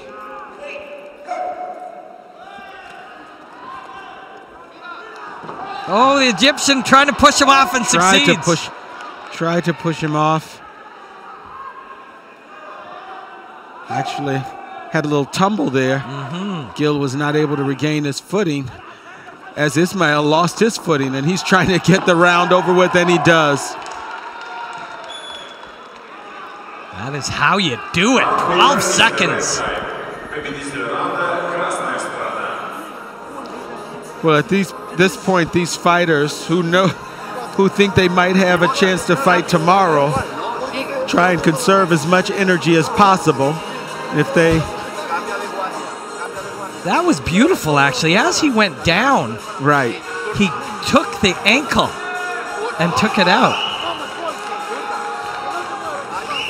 Let's see if he can do it again. I'm not putting the over-under on being able to beat 12 seconds.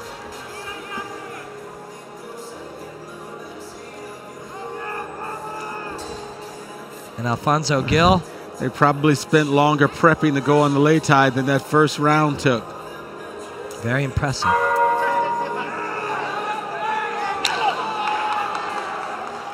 Egypt looking forward to their fighter finishing this as quickly as possible and conserving energy.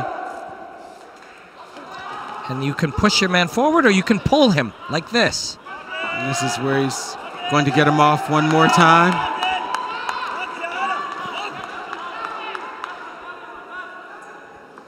There's no proper way to go when a man has this amount of skill.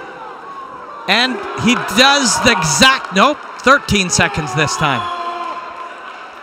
So 25 seconds in total over 2 rounds. And only because the timekeeper didn't stop it at that exact moment. Otherwise, it could have been 11 seconds. But it was immaterial. Well, Motas Ismail has been here. I've reffed his fights before. He knows the strategy on the Leitai.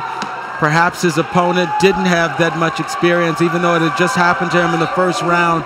You can't make that adjustment that quickly in a Sanda fight. And Ismail can celebrate a brilliant victory, strategic, smart, perfectly executed for about 10 minutes, and then he can start getting ready for Zhang Yi tomorrow night. Looking forward to that. I'll have to check the records, but they may have actually fought before. Pull, goes with the pull, tangle, detangle. And then pressures to push. Game of push-pull. So here's the situation where Gil just wasn't skilled at holding on to the arm.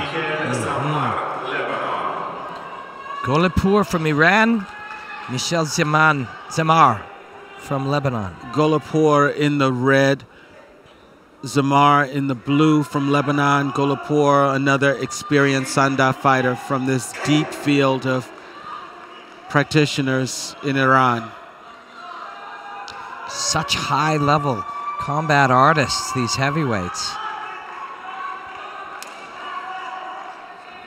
See such smoothly expressed skills from lightweight fighters. But to see it from the heavyweights like we have has been a real treat.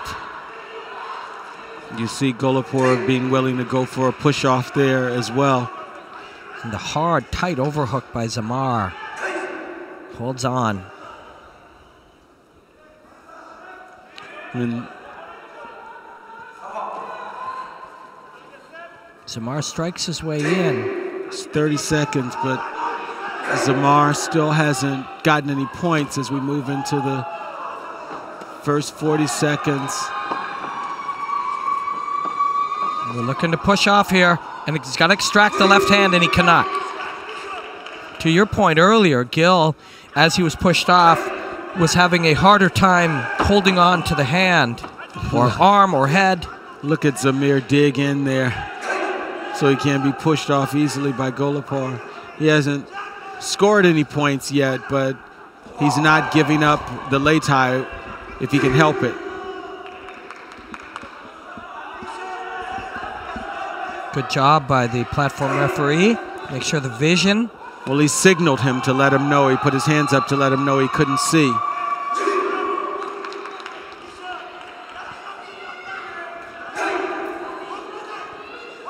Golapur now drawing him in. Uppercut. Golapur wants to exchange blows, which is why he's slightly ahead here in points. And we still have two judges that haven't seen scoreable technique yet from Zamar. Zamar's feeling some pressure here. Was a bit jumpy in the first half, and he's using covering up to try to move into a clinch in hopes that he can make something work from in there. There's a kick to the head, and he's going to push off. And there's the score. By staying in it long enough, he put himself in a position now to win this round. But then he eats an uppercut on the way in. He's actually going to get cautioned in just a second if he continues to clinch. There's Golapur sneaking in 2 points, and there's 1 point for the thigh kick. So Golapur, nice uppercut inside. And he's reading that Zamir has his head down as he comes in, kind of shelling up to come in, and that's why the uppercuts have started coming. There's another side kick. So credit Michel Zamar from Lebanon for getting the push off, but Golapur was in control for much of that round. He's not letting that hand go. There's an angled hook. There's a head kick. And there was his successful push off. We saw a few uppercuts. There's one right there. His man is coming in with his head down. Perfect time to execute the uppercut.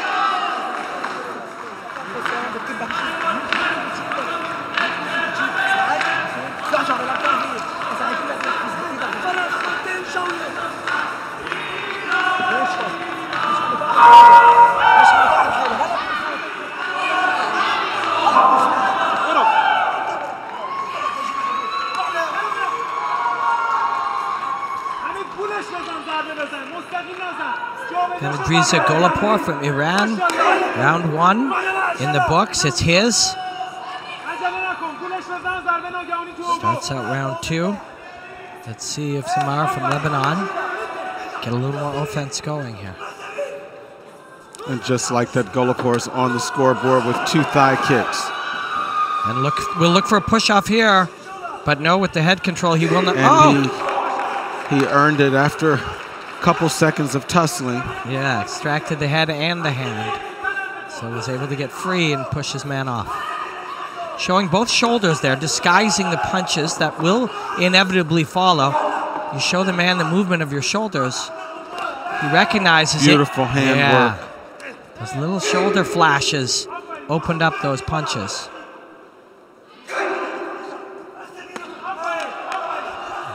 Golapur has a deadly uppercut that we've seen a couple times now. And it is there. Watch the head. Watch the head of Zamar. If that head comes down, the uppercut comes up.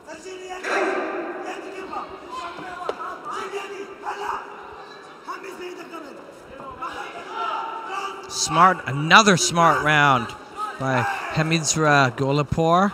An inside trip, just, that is sweet.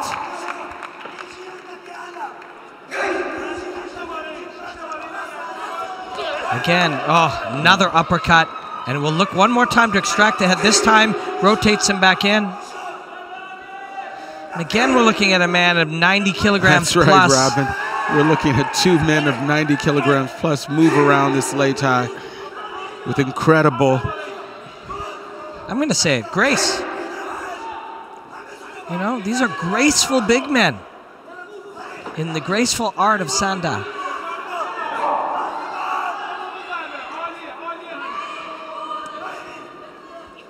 the mobility of these 90+ kilogram fighters, but we see 5-second penalty to Golapur. Golapur punches his way into the clinch, does a little work inside. Roundhouse kick, we can hear from up here, still piecing together points that have put him as much as 10 points ahead for at least one of our judges. But if you told Zamar with 10 seconds remaining he'd be in it with the chance to win it with the right punch or kick, he might have taken that, but I don't think today is that day.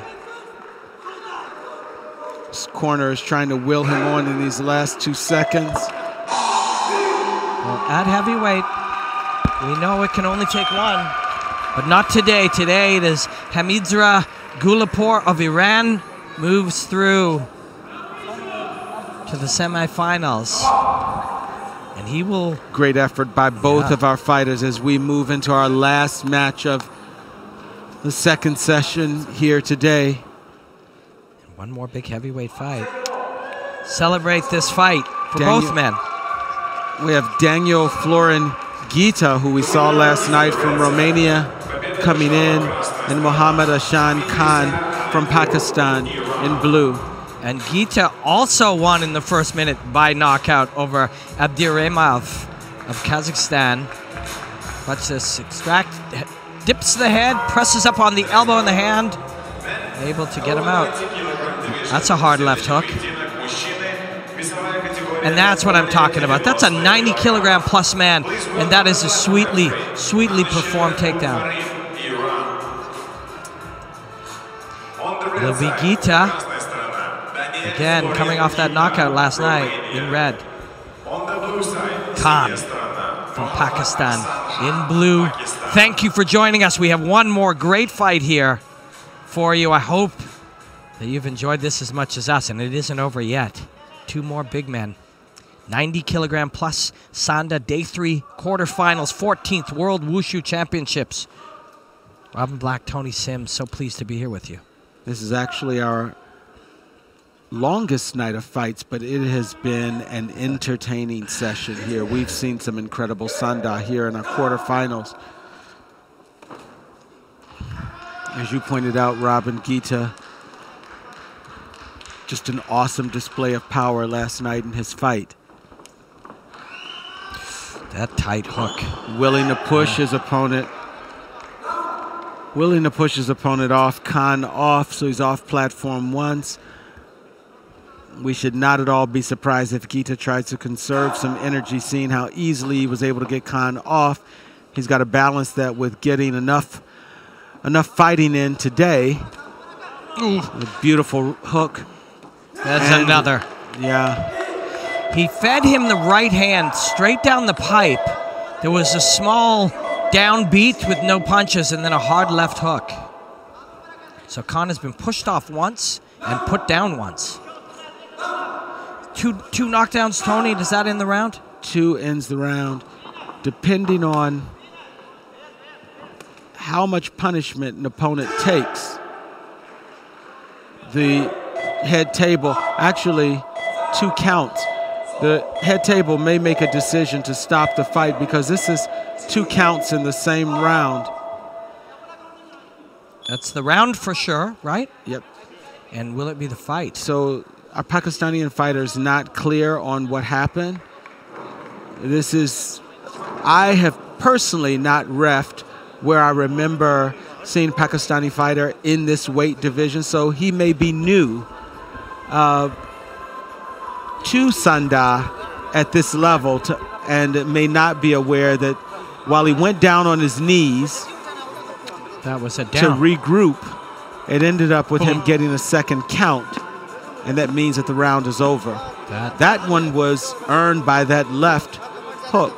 Caught This and next one. This is a second shot of the first one. Right.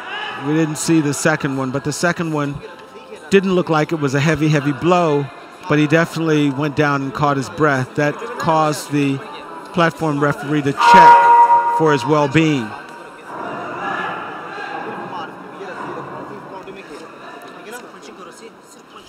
So Gita's double threat of big punches in tight and positional dominance to push his man off the platform.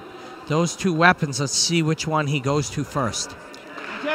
Well, for sure, the officials and the platform referee will be on alert to make sure that Khan isn't injured, because he's lost the first round being counted out twice.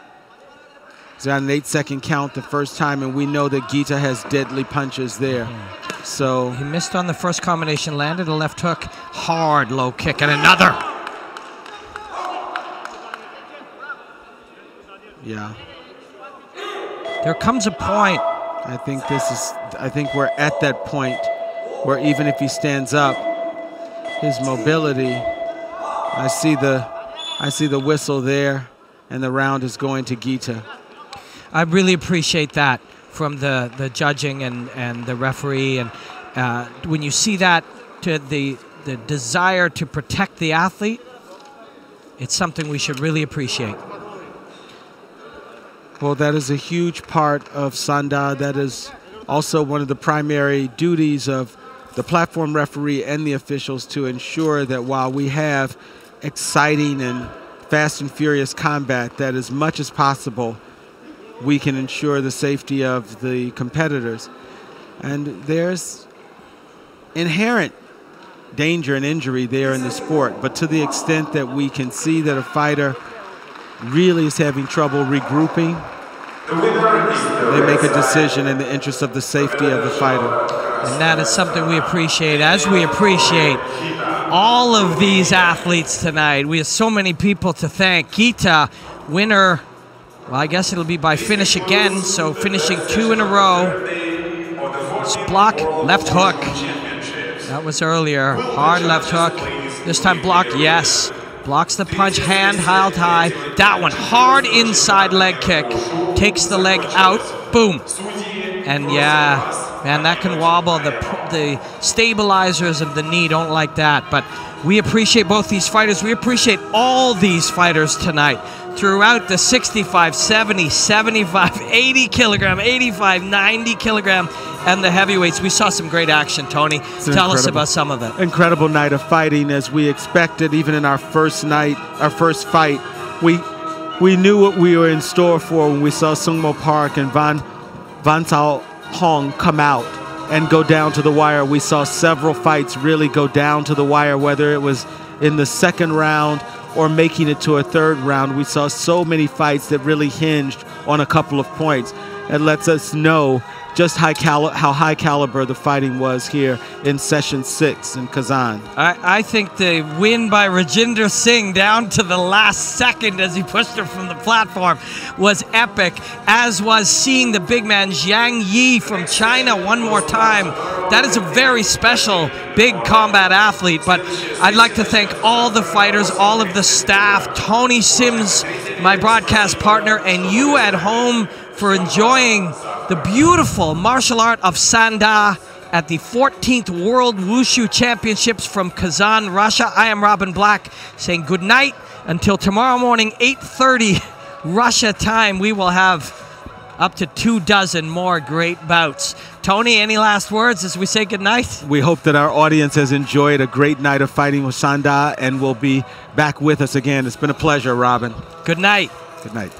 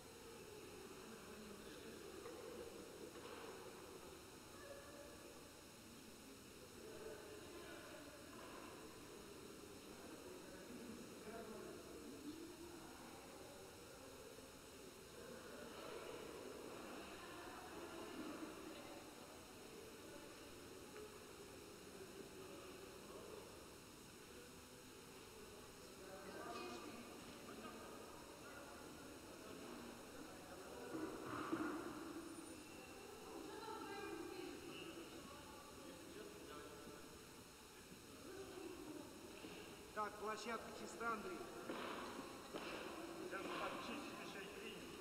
Нет, значит, завтра раз. Сейчас, раз. Сейчас останется.